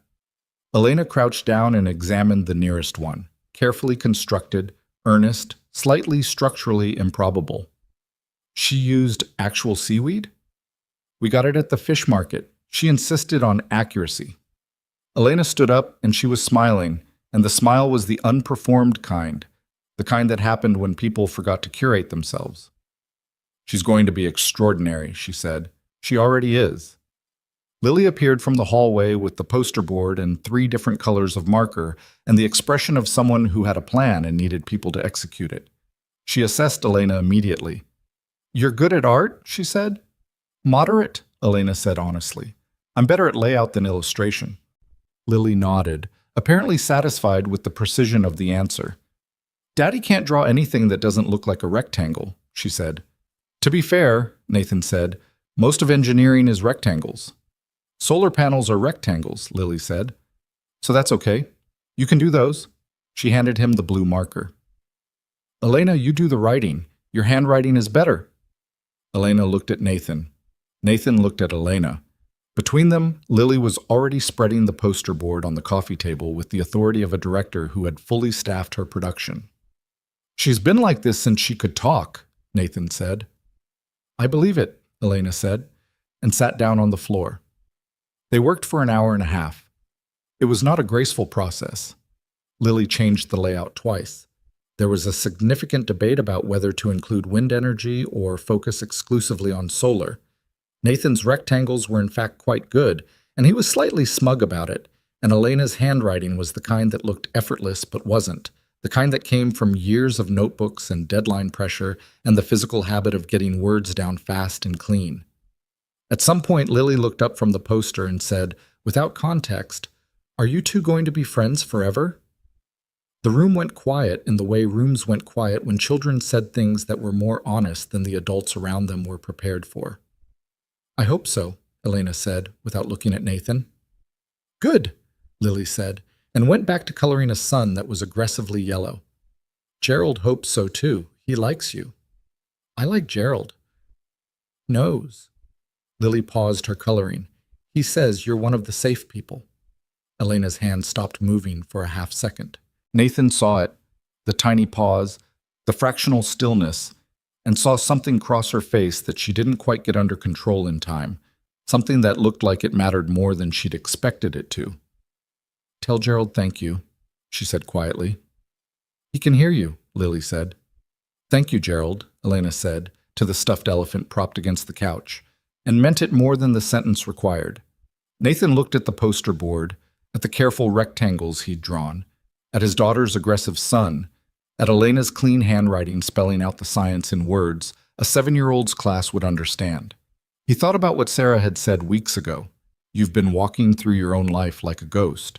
And he thought that this was the opposite of that. This was the specific gravity of being in the room, in the moment, with the people in front of him, with nowhere else to be and no altitude to retreat to. He was not going to take it for granted. She came to dinner 3 nights later, the last week before the 14th. Just the 3 of them, at his apartment, which Nathan cooked for, badly, in the specific way of a man who could follow a recipe with precision but had no improvisational instinct in a kitchen. Elena stood at the counter and watched him overcorrect the pasta water seasoning twice before saying, Give me the salt, in a tone that brooked no argument and taking over, while Lily sat at the kitchen island and documented the entire process in a drawing she said was for the record. What record? Nathan asked. History, Lily said with great seriousness. They ate at the kitchen table rather than the dining room, which seated 12, and was where Nathan had client dinners and felt approximately like eating in a conference room. The kitchen table was old, bought secondhand because Rachel had wanted something with history in it, scarred and warm and the right size for people who were actually there. The conversation moved the way good conversations moved, not in a line, but in a current, carrying things along that you hadn't planned to say. They talked about Lily's presentation, which she'd given that day, and described as extremely successful. They were very impressed by the rectangles. They talked about Elena's packing, which she said was going badly because she kept adding books and then taking them out and then adding different ones. Nathan said she should just bring whatever she wanted, she could ship things if the bag was too heavy, and Elena said she wasn't going to ship things across the Atlantic like a person with excessive resources. You could borrow my resources, he said. That's a generous offer. It's a practical one. They're not the same thing. She said it lightly, but she meant it, and he knew she meant it, and he didn't push. After dinner, Lily announced she was tired and went to bed with a promptness that Nathan recognized as intentional. She'd been doing this lately, engineering exits at moments that seemed to suggest the adults needed the room. He wasn't sure whether to find it touching or alarming. He and Elena sat at the kitchen table with the dishes still between them and the city doing its nighttime thing beyond the windows. The amber glow, the particular urban version of quiet that was not quiet but had its own rhythm. And Elena held her wine glass and looked at him with the expression of someone who has been building up to something. I want to say something before I go, she said. And I want to say it here, not at an airport or in a text message. He was still. Okay. I came to that dinner 6 weeks ago, almost 7 now, expecting to sit across from a stranger and do Sarah a favor and go home. She looked at the table, then back at him. I did not expect to find the person I remembered still in there. I expected the money to have replaced him, or the grief, or just time. She paused. I was wrong. Elena, let me finish. Not sharp, just clear. I spent 10 years deciding that what I'd given you at 22 was a mistake. Not you specifically, the giving. The way I'd just handed you trust without asking for anything in return, and then stood there empty-handed when you were gone. She set down the wine glass. And then I sat across from you at a restaurant, and you looked at a photograph, and I watched something crack open in your face that you weren't performing, that you couldn't have performed, and I thought, oh, he was real. The thing I remembered was real. He didn't say anything. He was listening with his whole body, the way you listen to something you couldn't afford to miss. I'm not saying this to tell you I've forgiven everything, or that it doesn't still have edges. She looked at him steadily. I'm saying it because I'm getting on a plane in 5 days, and I don't want to leave with you not knowing that this... She gestured at the space between them, at the kitchen, at the evidence of the evening all around them. This mattered, past tense and present tense both. He sat with that for a long moment. Thank you, he said, for saying it. Don't thank me, just... She paused. Just do something with it. What do you mean? She looked at him carefully. I mean that I've watched you for 7 weeks be a different person than the one you've been living as. More present, more honest, less hidden behind the company and the schedule and the controlled image. She paused. And I want you to keep doing that when I'm gone. Not because of me, because Lily deserves the version of you that showed up this fall. And because you deserve it too. He felt the sentence land in him the way she'd clearly meant it. Not as a compliment, not as a condition, but as a challenge. The kind that came from someone who had watched carefully and was naming what they saw without softening it. I hear you, he said. I mean it, Nathan. Not the polite version of hearing me, the actual version. I know. He held her gaze. I hear you. She looked at him for a moment longer. Then something in her face shifted slightly, the careful measurement dropping into something more unguarded. Ask me something, she said. Something real. He thought about it. There were 100 things he could ask, 100 threads he could pull. He chose the one that mattered most. Do you want to come back? He said. After the 3 months? Is that something you want? She was quiet for a long time. The city moved beyond the windows. Somewhere in the apartment, he could hear the faint sound of Lily's white noise machine, the one she'd slept with since she was 2. I want to, Elena said finally, which is not the same thing, but it's closer than I've been to wanting anything in a long time. She looked at her hands. 3 months is a long time. Things change. People change. I've learned not to bet on futures I can't see. That's fair. But she looked up at him. Ask me again when I'm back. I will, he said. That's a promise I can keep. She held his gaze, and for a moment, brief, unguarded, more honest than either of them had planned for, she looked like the girl in the photograph. Not younger, not less formed, just the same. The same essential person, the one who had sat cross-legged on a library floor and kept someone company because she understood he needed it, and she could provide it, and why wouldn't she? Take care of her, Elena said softly. Meaning Lily. Meaning also, Nathan thought, something wider. Always, he said. But she left on a Tuesday, as planned. He didn't go to the airport. She hadn't asked him to, and asking her if she wanted him to had felt like the wrong pressure, so he hadn't asked. Instead, he texted her at 7 in the morning before her car arrived. Safe flight. Write things that matter. She responded 40 minutes later, which meant she was already in the car. Take care of the people in front of you, both of them. He read it standing in the kitchen, making Lily's breakfast, the early morning gray outside the windows doing its slow graduation toward the pallid gold of an autumn morning in New York. He put the phone in his pocket and finished the eggs. Lily came in at 7:30, still in pajamas, hair erect, Gerald under one arm. Did Elena leave today? She asked. This morning. Early. Lily sat down at the kitchen table. She looked at her plate. Will she come back? He thought about the question carefully, the way it deserved. I think so, he said. I hope so. Lily looked at him with those Rachel eyes. Do you like her, Daddy? Like, actually like her? He set a glass of orange juice in front of his daughter and looked at her honest, waiting face. Yes, he said, I do. Lily nodded, apparently satisfied with the answer. She picked up her fork. Good, she said. Gerald does too. I know, Nathan said. She told him thank you. Lily smiled at that. A real smile, the gap-toothed one, and started eating. Nathan sat across from her with his coffee and watched the morning come in through the kitchen windows and held himself in the present, in the kitchen, with his daughter and the sound of the city waking up, and did not go somewhere else. The first week without Elena in it was strange in a way he hadn't predicted. Not painful, not the grinding absence of grief.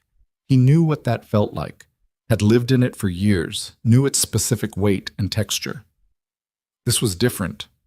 Lighter, but persistent. The way a room felt when furniture had been rearranged.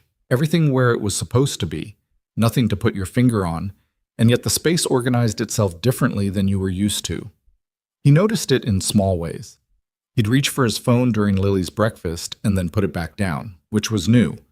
He'd find himself in a board meeting listening to a procurement argument and thinking about what it would look like if the decision also accounted for the communities at the receiving end of the infrastructure, which was not new but had a different urgency than it used to. He'd drive home in the evenings and actually go home, not stop at the office for another 2 hours, not take calls in the car that stretched his arrival past Lily's bedtime. Just drive home and be there. Lily noticed before she said anything. She was like that. She absorbed things for a while before she named them. It was the 3rd week of Elena's absence when Lily said, while they were doing dishes together after dinner, she washed, he dried. It was their system, inefficient and functional. You're different. Different how? She thought about it with the seriousness she gave to things she'd been thinking about for a while. You're more here, she said. Before, sometimes you were here, but you were also somewhere else at the same time. like your body was in the room, but your brain was at work. She handed him a wet plate. Now your brain is also here. He dried the plate. Is that better? She looked at him as though the question were slightly ridiculous. Yes, Daddy, obviously. He put the plate in the cabinet. I'm working on it, he said. I know, she said. I can tell. They did the rest of the dishes in comfortable silence. Outside, November had arrived with its particular commitment to gray, the last leaves going, the city pulling into itself for the season. Nathan dried plates and listened to his daughter hum something tuneless and thought about what Elena had said. Lily deserves the version of you that showed up this fall, and thought that she'd been right, and that being right about someone was a form of generosity he was still learning to receive. Mas. He called his COO, James Whitfield, in the 4th week of Elena's absence. James had been with him for 6 years, steady, meticulous, the kind of executive who made things function without needing credit for it, which was the rarest and most valuable quality Nathan knew how to identify in a person. I want to restructure how I spend my time, Nathan said. A pause. James was a man who processed before he responded, which was one of the things Nathan valued about him. Okay, he said carefully. What does that mean? It means I want to step back from daily operational decisions. Not from the company, not from strategy, not from the things that actually need me, but the daily management layer, Basong, the procurement approvals, the vendor negotiations, the internal conflict resolution. I want that to sit with you and the senior team. Another pause. That's a significant change. I know. Can you handle it? Of course I can handle it. I've been handling half of it anyway. James paused. What's this about, Nathan? Is everything okay? Nathan looked at the window, the gray November sky, the park below, the usual orchestrated movement of people and dogs and strollers doing their daily business. Everything's fine, he said. I'm trying to do what I should have done 2 years ago. Be a father first and a CEO second, instead of the other way around. A pause. And I'm trying to be the kind of CEO who builds things that last, instead of the kind who makes himself indispensable. James was quiet for a moment. When he spoke, his voice had something in it that wasn't quite emotion, but was in the neighborhood. I think that's the right call, he said. I know. I should have made it earlier. You're making it now. Yeah. Nathan turned from the window. I also want to revisit the community deployment program, the affordable energy initiative we've been running in 3 markets. I want to scale it, not as a PR project, as the actual work. That's going to require real capital allocation. I know. Let's find it. James made a sound that was either agreement or the suppression of a satisfied smile. Nathan suspected both. I'll set up the planning meetings, James said. Make them shorter than they need to be, Nathan said, and leave the Fridays alone. Done, James said. And then, for what it's worth, whatever is happening with you, it looks good from the outside. Nathan thought about Lily handing him a wet plate and saying, your brain is also here with the matter-of-fact relief of someone whose patience had finally been rewarded. It's a work in progress, he said. Aren't we all? James said, and hung up. Ma. Elena texted sporadically. Not every day. She was working, and working hard by the sound of it, filing dispatches from a mining community in northern England where access to reliable power was costing people things that were invisible from a comfortable distance. She sent him a link to her first published piece, no preamble, just the link and a period. He read it 3 times. It was the best thing she'd written, by a significant distance, sharper than the blog posts, more certain, the prose stripped to what it needed and nothing else. She'd interviewed a 64-year-old woman whose medical equipment ran on a generator because the grid connection was unstable, and she'd written the woman's story without a single moment of condescension or performed sympathy, just the specific weight of a life lived against an infrastructure that had never been built with it in mind. He texted back, "This is the real thing, Elena. This is the writing you were afraid you'd lost. You hadn't lost it. You just needed the room." She didn't respond for 2 days. Then, "Don't make me cry in a London newsroom." And then, after a pause, "Thank you. I mean it." and then another pause, longer. "How's Lily?" He took a photograph of Lily's latest octopus habitat. She'd added a small figure she'd made from clay that she called the scientist, and sent it with the message, "Building ecosystems, asking about you." Elena's response, "Tell her Gerald would be impressed." He showed Lily the text at breakfast. Lily read it and nodded with the satisfaction of someone whose opinion has been validated by an authority.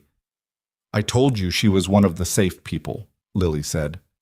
"You did," Nathan agreed. "Gerald is usually right about that." "I'm starting to believe it." Lily looked up at him with the particular look she had when she was about to say something she'd been turning over for a while. "Daddy, when Elena comes back, are we going to keep being her people?" He set down his coffee, looked at his daughter across the kitchen table, at the honest, waiting face that held Rachel's eyes, and his stubbornness, and that particular third thing that was entirely its own. "I hope so," he said. "I'm going to try." Lily considered this. "Trying is good," she said finally, "but doing is better." "Where did you hear that?" She shrugged, already pulling her cereal bowl toward her. "I thought of it myself." He almost told her it sounded like something Elena would say. He stopped himself because it did, and the recognition of that fact hit him somewhere more central than he was ready to examine over breakfast. He went back to his coffee. Outside, the gray November sky was doing what it did, persisting, flat and honest, without any performance of something better than it was. He'd always found November difficult, the stripped-down quality of it, the year becoming what it actually was once the color was gone.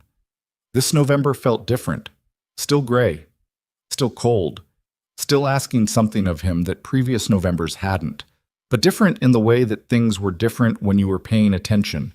Not easier, just more real. And more real was, he was learning, its own form of better. He had 6 weeks left of the 3 months. 6 weeks in which he was doing not just intending, coming home on time, eating dinner at the kitchen table, sitting with Lily while she read the cephalopod book, and asked questions he couldn't always answer, having conversations with James about a company that should outlast any particular version of its founder, driving upstate some weekends with no agenda except the particular quality of a farmhouse being used, stepping back from the altitude he'd lived at for years and being on the ground, where the actual things were. It was not a dramatic transformation. It did not feel like an arrival. It felt like the slow, unglamorous work of a man correcting the course of something large. Not quickly, not with a sharp turn, but steadily, degree by degree, in the direction of the life he'd been standing next to without quite inhabiting. He was making no promises about what came next. Elena had asked him not to, and she'd been right, and he was getting better at understanding when she was right and letting that be enough. But he was also, for the first time in a long time, entirely present in the direction he was moving. And that, the clarity of it, the honest forward motion, the daily small evidence that he was becoming someone his daughter could depend on and his younger self would recognize, that was not nothing. That was, in fact, considerable. She came back on a Thursday in February, which was not a romantic month regardless of what the greeting card industry insisted, and the city was doing what New York did in February, gray, cold, aggressively indifferent to the preferences of its inhabitants, the kind of weather that didn't care what you were feeling and wouldn't adjust itself for the occasion. Nathan knew her flight landed at JFK at 2:17 in the afternoon. He knew this because he'd looked it up, not because she'd told him. She hadn't given him her arrival details, which he'd understood as intentional and had respected, because respecting Elena's need for her own exits and her own entrances was something he'd learned was not optional. It was the basic grammar of taking her seriously. He did not go to the airport. He went to work instead, which was what he did on Thursdays, and he sat through a 2-hour planning session about the expanded community energy program with James and the senior team, and he contributed meaningfully to it because the work was real and mattered, and he had not given up the work. He'd given up letting the work be the place he hid. There was a difference, and he was getting better at living inside it. At 4:43, his phone buzzed on the conference table. He'd left it face down, which was new enough behavior that James had noticed it weeks ago and said nothing, which was its own form of commentary. He glanced at it. "I'm back. The city looks exactly the same." He picked up the phone, looked at the message. Around him, the meeting continued. James was talking about grid connection timelines in the southeastern markets, something Nathan would normally have an opinion about and would normally have already interrupted to share. He typed back, "The city doesn't change for anyone. How was the flight?" "Long. I watched 2 movies I don't remember and ate something that used to be a sandwich." "Are you home?" "In a cab, 30 minutes out." He set the phone down, looked at the meeting.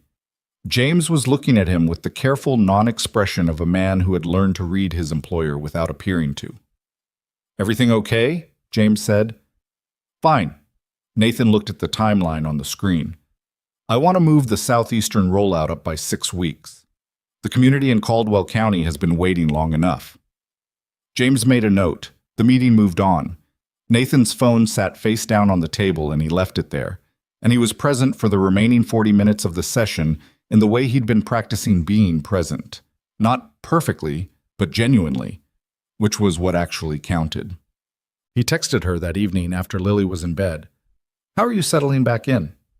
A long pause. Long enough that he'd set the phone down and was washing the last of the dinner dishes when it buzzed. "My apartment smells like someone else. 3 months of not being here and it stopped recognizing me." A pause, then, "That might be the jet lag talking." "Probably. Sleep helps." "I know. I'm not sleeping yet." Another pause. "Can I ask you something?" "Yes." "What did you do?" "These 3 months. Actually do, not the version for public consumption." He dried his hands, sat down at the kitchen table where 6 weeks ago Lily had declared his brain was also here now, where 3 months ago Elena had eaten dinner and told him she was leaving and asked him to do something with what she'd said. He thought about how to answer honestly without making it sound like a performance of honesty, which was its own kind of dishonesty. "I came home on time. Every day. I gave James the operational layer he should have had 2 years ago. I drove upstate 4 weekends with Lily and let the farmhouse be what it was supposed to be. I launched the community energy expansion. It's real now, not a pilot.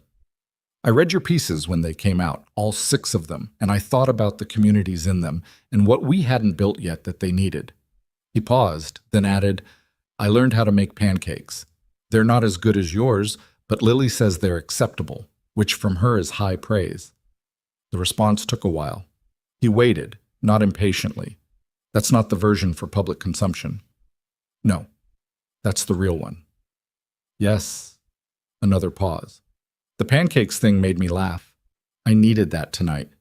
A beat." "Nathan." "Yeah, I'm glad you did those things. Not because I asked you to. Because you actually did them. There's a difference. There's a significant difference." She paused. "Get some sleep. We'll talk when I'm human again." "Good night, Elena." "Good night." He sat at the kitchen table for a while after. The apartment was quiet in the specific way it was quiet after Lily went to bed. All her energy still present in the room somehow, in the octopus habitats along the wall, in the posters she'd brought home from school and taped to the refrigerator, in the collection of stones she'd arranged on the windowsill in an order she'd described as scientifically significant and then refused to explain further. The apartment had become, over these 3 months of coming home on time and being in the rooms he was in, a place that felt like someone actually lived there. He hadn't noticed how much it hadn't felt that way before, until it started to. He thought about trust living in the head, but not always in the body. He thought about the long, unglamorous distance between knowing something and feeling it in the place that mattered.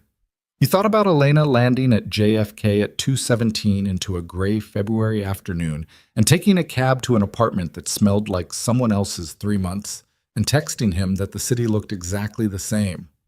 He thought, it doesn't, though. Not from here.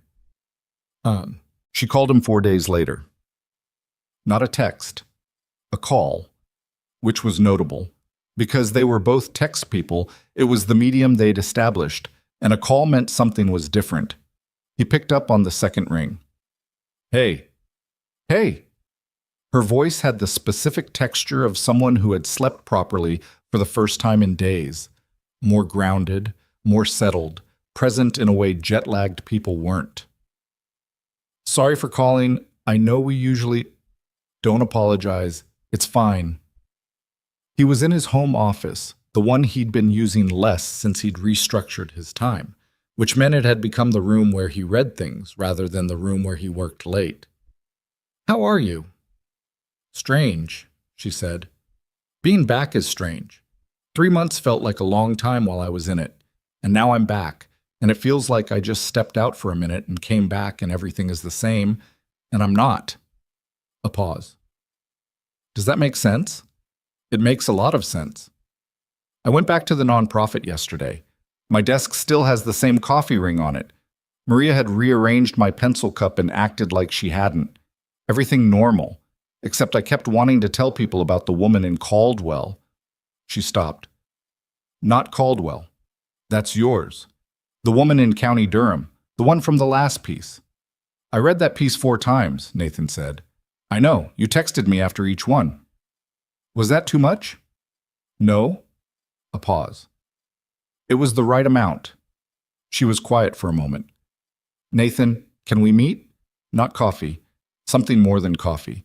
I have things I want to say that I don't want to say at a table in Park Slope." He felt something move in his chest. Not anxiety. Something quieter, more like the feeling of a question about to be answered. "Where?" She thought about it for a moment. "The farmhouse," she said. "If that's okay. I keep thinking about it." "When?" "This weekend? If Lily will be with Sarah this weekend. She's been angling for it." A pause. "Just us?" A beat. "Just us," Elena said. "If that's okay." "It's okay," he said. "It's more than okay." She drove herself up Saturday morning, which he'd expected.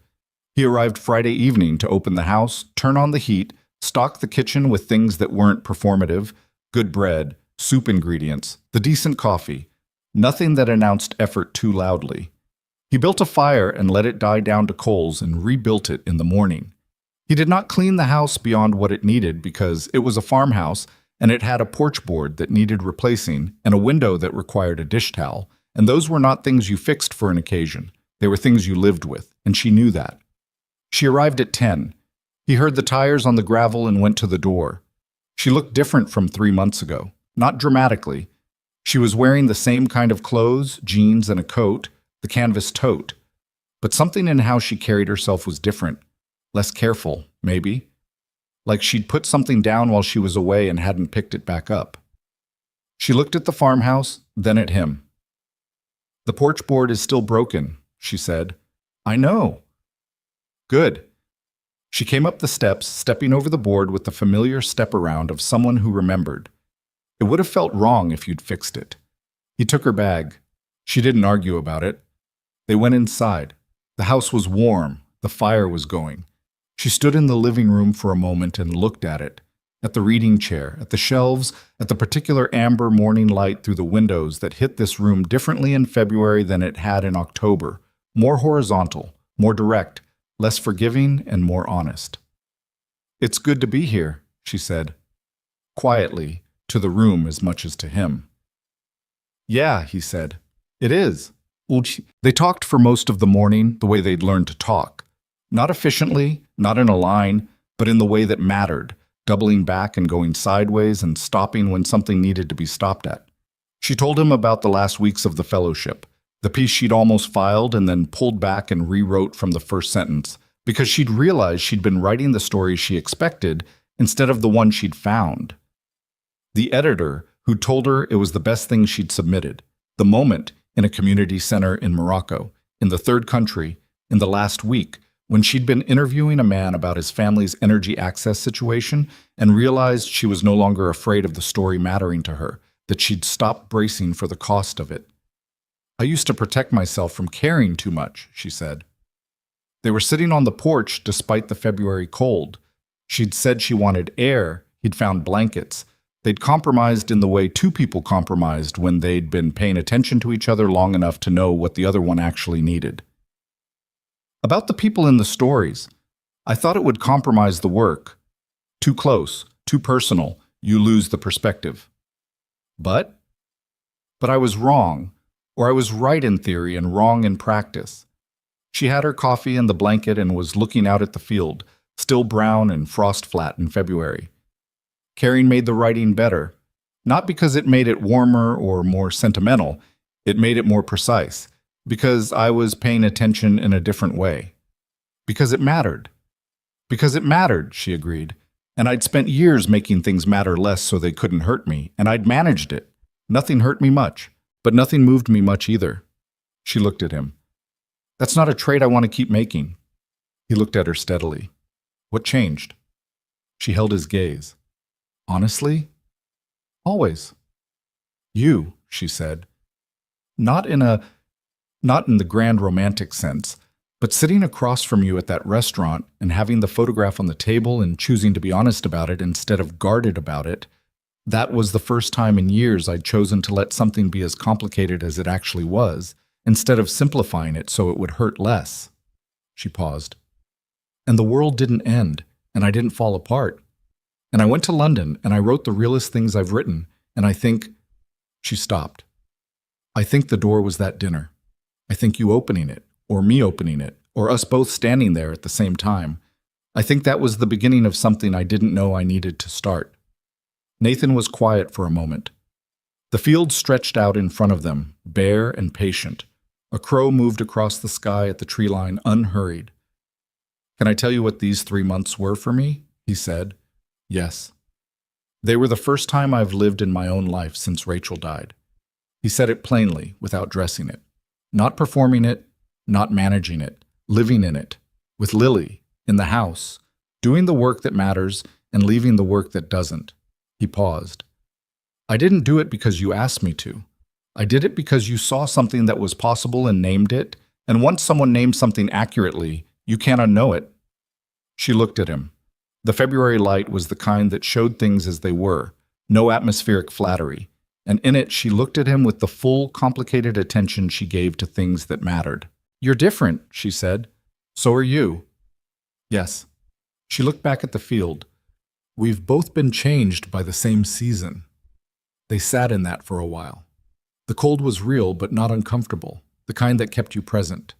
Somewhere in the woods at the property's edge, a branch moved. Elena. He said her name the way he'd learned to say it, without asking anything from it, just placing it in the air as a fact. I know, she said. I told you I'd ask again when you came back. I know you did.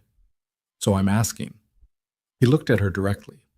Not performing steadiness, actually steady, the way you were steady when you'd done the work of knowing what you wanted and had stopped being afraid that wanting it would cost you something you couldn't afford. Not what happens next, not a plan. Just, are you here? In the way that means something? She looked at the field for a long moment. He let her look. He had learned that some of the most important things Elena Brooks had ever said came after a silence he might once have filled. I'm scared, she said finally. I know. Not of you specifically, of... She seemed to be finding the words for something she'd been turning over for weeks. Of building something and watching it matter and then losing it. I've gotten very good at not building things so I don't have to watch them fall. She looked at him. You know something about that. I do, he said. Exactly that. And you're still asking. Yes. She looked at him for a long moment. The crow had gone. The field held its February stillness. The farmhouse sat behind them, old and imperfect, and full of the specific history of people who had lived and lost and tried to keep going. I came back, she said, not as deflection, as an answer. I could have gone anywhere. The fellowship has a second phase. There were opportunities in Berlin and Sao Paulo. I came back to New York. She held his gaze. That's an answer to your question. It's not a neat one, but it's the true one. He nodded. He didn't push it past what it was. That's enough, he said. Is it? Yes. Because the rest is just time and showing up, and I'm good at those things when I'm paying attention. He paused. I'm paying attention now. Something in her face shifted. Not broke, not gave way. Shifted, the way a foundation shifted when it was settling into something solid rather than sinking. She looked like a person who had been holding a specific weight for a long time and was considering, carefully and with full awareness of the risk, setting part of it down. Okay, she said. the same word she'd said in the Park Slope coffee place the first week they'd met again. But this one had different weight. This one meant something closer to yes. He reached across the space between them, not dramatically, not with announcement, and put his hand over hers where it rested on the arm of the chair. Her hand was cold from the February air. She looked down at it. Then she turned her hand over and held his, and they sat like that on the porch with the frost-flat field in front of them, and said nothing for a while because nothing needed to be said, and they'd both learned, from different directions, that silence that didn't need filling was its own form of arrival. Lily found out the way Lily found out most things, by asking directly and waiting for an honest answer. It was the following Sunday, all three of them at the kitchen table in Nathan's apartment, doing what had become a loosely recurring Sunday thing without anyone formally declaring it. Lily's schoolwork, Elena's writing, Nathan's company reading, all happening in the same room at the same time. The particular domesticity of people who'd grown comfortable with each other's presence without needing to constantly perform it. Lily looked up from her worksheet and looked at Elena and then at her father and then back at Elena. "Are you his girlfriend now?" she asked. The adults exchanged a look. Not a panicked one, just the look of two people who had been found out by a 7-year-old and were deciding how to handle it with the seriousness it deserved. "We're figuring it out," Nathan said. Lily considered this with the patience of someone accustomed to adults taking longer than necessary to arrive at obvious conclusions. "Figuring it out means yes, but you're being careful," she said. "That's a fair interpretation," Elena said. "Gerald knew before I did," Lily said, returning to her worksheet. "He said so in October." "Gerald said so in October," Nathan repeated. "He's perceptive." Lily erased something on her worksheet with focused attention. "I think it's good. You were lonely before and now you're less lonely. And Elena was—" She paused, looked at Elena. "Were you lonely before?" Elena looked at this child with her Rachel eyes and her Nathan stubbornness and her own particular third quality. And her face did the thing it did when something hit somewhere real and she didn't quite have the control she thought she had. "Yes," she said honestly, "I was." Lily nodded, satisfied. "Then it's good for both of you," she said. "That's what good things are supposed to do. They're good for both people, not just one." Nathan looked at his daughter. "Where do you get these things?" "I think of them myself." She was writing again, unconcerned. "I told you." Elena caught Nathan's eye across the table, and the look between them was one of those looks that didn't need translation, warm and complicated and a little undone. The look of two people who have both been quietly cracked open by the same 7-year-old and are acknowledging it to each other without saying so. "Back to work," Nathan said, because someone had to, and Lily was already there. "What? There were hard days." This is important to say because the story is not one that resolves into smoothness, and smoothness was never what any of them were aiming for. There was a Tuesday in March when Nathan came home late, not late from hiding, late from a crisis at a deployment site in Georgia, where a contractor had made decisions that set the community program back 6 weeks and required Nathan's direct involvement. And Elena was at the apartment with Lily, and dinner had gone cold, and Lily was asleep, and Elena was sitting at the kitchen table with her laptop and said nothing when he walked in, which was a particular kind of silence that meant she was holding something. "I know," he said, before she could speak. "I'm not angry," she said, "but I want to tell you that when you didn't call, I know, I should have called. It's not about the phone call." She looked at him. "It's about the moment when you had the choice to let me in to what was happening and you didn't. You went into managing mode and I was outside it." She paused. "That's the old version. I need you to notice when you're doing that." He sat down across from her. The kitchen smelled like the dinner she'd made and he hadn't eaten. Outside, the city was its usual uncaring self. "You're right," he said. "I went somewhere I thought I had to go alone and I didn't stop to question it." "You don't have to go places alone anymore," she said. Not as a demand, as a fact she was putting on the table for him to pick up or leave. He picked it up. "I know. I'm still learning." "I know you are." She looked at him steadily. "So am I. I almost left tonight, before you got home. I was going to go back to my apartment and let the distance be an answer to the question I didn't want to ask. Why didn't you?" She was quiet for a moment. Because Lily asked me to stay for dinner, and because leaving felt like the old version of me, and I'm trying to be the new one. She paused. And because I looked at the octopus habitats along the wall and thought about a kid who builds ecosystems with accuracy, because she understands that things need the right environment to survive. And I thought, I can ask for what I need directly instead of just removing myself when I don't get it. He looked at her, at the tired, real, unflattening face of someone doing the hard work of being honest about what she needed instead of protecting herself from needing it. "What do you need?" he said. "For you to call next time." She held his gaze. "And to mean it. Not because I asked, but because you actually understand that I'm part of this now." "You are," he said. "You have been for a while. I'm sorry I acted like you weren't tonight." She looked at him for a long moment. Then she got up and put his dinner in the microwave and came back and sat down and opened her laptop again. "It's a process," she said. "We're both in it." "Yeah," he said. "Don't do it again." "I won't." She nodded. The microwave beeped. He got his dinner. They sat at the kitchen table in the middle of the night, in the middle of a city that didn't care, and worked through the rest of the evening in the particular imperfect companionship of two people who had decided that showing up honestly was worth more than showing up perfectly. Oh, spring came the way it did in New York, grudgingly, in fits, with cold reversals just when you thought it had committed.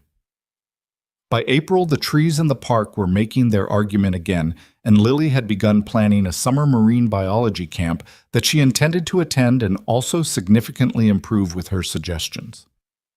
One Saturday morning, Nathan woke up at 7 and lay in bed for a moment in the particular stillness before the apartment came alive, and he thought about where he was. Not geographically, in the larger sense. He was 32 years old. He ran a company that was doing meaningful work, not perfect work, not work without setbacks or failures, but work that built things that lasted, in communities that needed them, by people who were trusted to do it well, without him supervising every decision. He had a daughter who was 7 going on 40, and who had recently informed him that she intended to publish a book about cephalopods, and that she would need his help with the footnotes. He had a woman in his life who was not there because he was powerful, or because she needed anything from him except what he actually had to offer, which was presence and honesty, and the willingness to be wrong and correct course without making it a larger drama than it needed to be. He was not the man he'd been 3 years ago. He was not entirely the man he'd been at 23 either, though he'd made a partial peace with that younger version. The brilliant, cowardly, hungry boy in the photograph. The one who had believed in something real enough to build it and had not yet learned that building things required you to decide what you were willing to lose. He knew now. He'd lost enough to know. And knowing hadn't destroyed him. It had just made him more careful about what he reached for and more honest about why. He got up. Made coffee. Lily appeared at 7:15 in pajamas with Gerald and her cephalopod book and the morning expression of someone who had been awake for a while and was being patient about it. Elena came in at 8, carrying the specific surplus of energy of a person who had slept well and had ideas. She'd been working on a new piece, a long one, about the intersection of energy access and educational outcomes, the thing she'd been building in her head since London. "I figured something out," she said, sitting at the kitchen table without ceremony, pulling out her notebook. "Coffee first," Nathan said. "Coffee, and then tell me what you figured out," Lily corrected, pouring cereal with one hand and holding Gerald with the other. Elena accepted the coffee and looked at them both. At the man at the counter and the child at the table and the Saturday morning apartment with its octopus habitats and its windowsill stones and its poster on the refrigerator. And she had a look on her face that Nathan had learned to recognize. The look of someone storing something. The look she had in the farmhouse in October when she'd sat in the reading chair and watched him build the fire. The look that said she was registering something real and choosing to let it matter. "What?" he said. She shook her head. "Nothing. Tell me about your week." "You tell me about yours," Lily said. "Did you interview anyone interesting?" "A woman in the Bronx," Elena said. 67 years old. She's been fighting for grid improvements in her neighborhood for 11 years. She has a 3-ring binder with every letter she's ever sent to every official who's ever ignored her. It's the most organized thing I've ever seen. "What's her name?" "Dorothy." Lily nodded with the gravity of someone acknowledging a serious person. Dorothy should win, she said. I think so too, Elena said. I'm going to write it so that people understand why.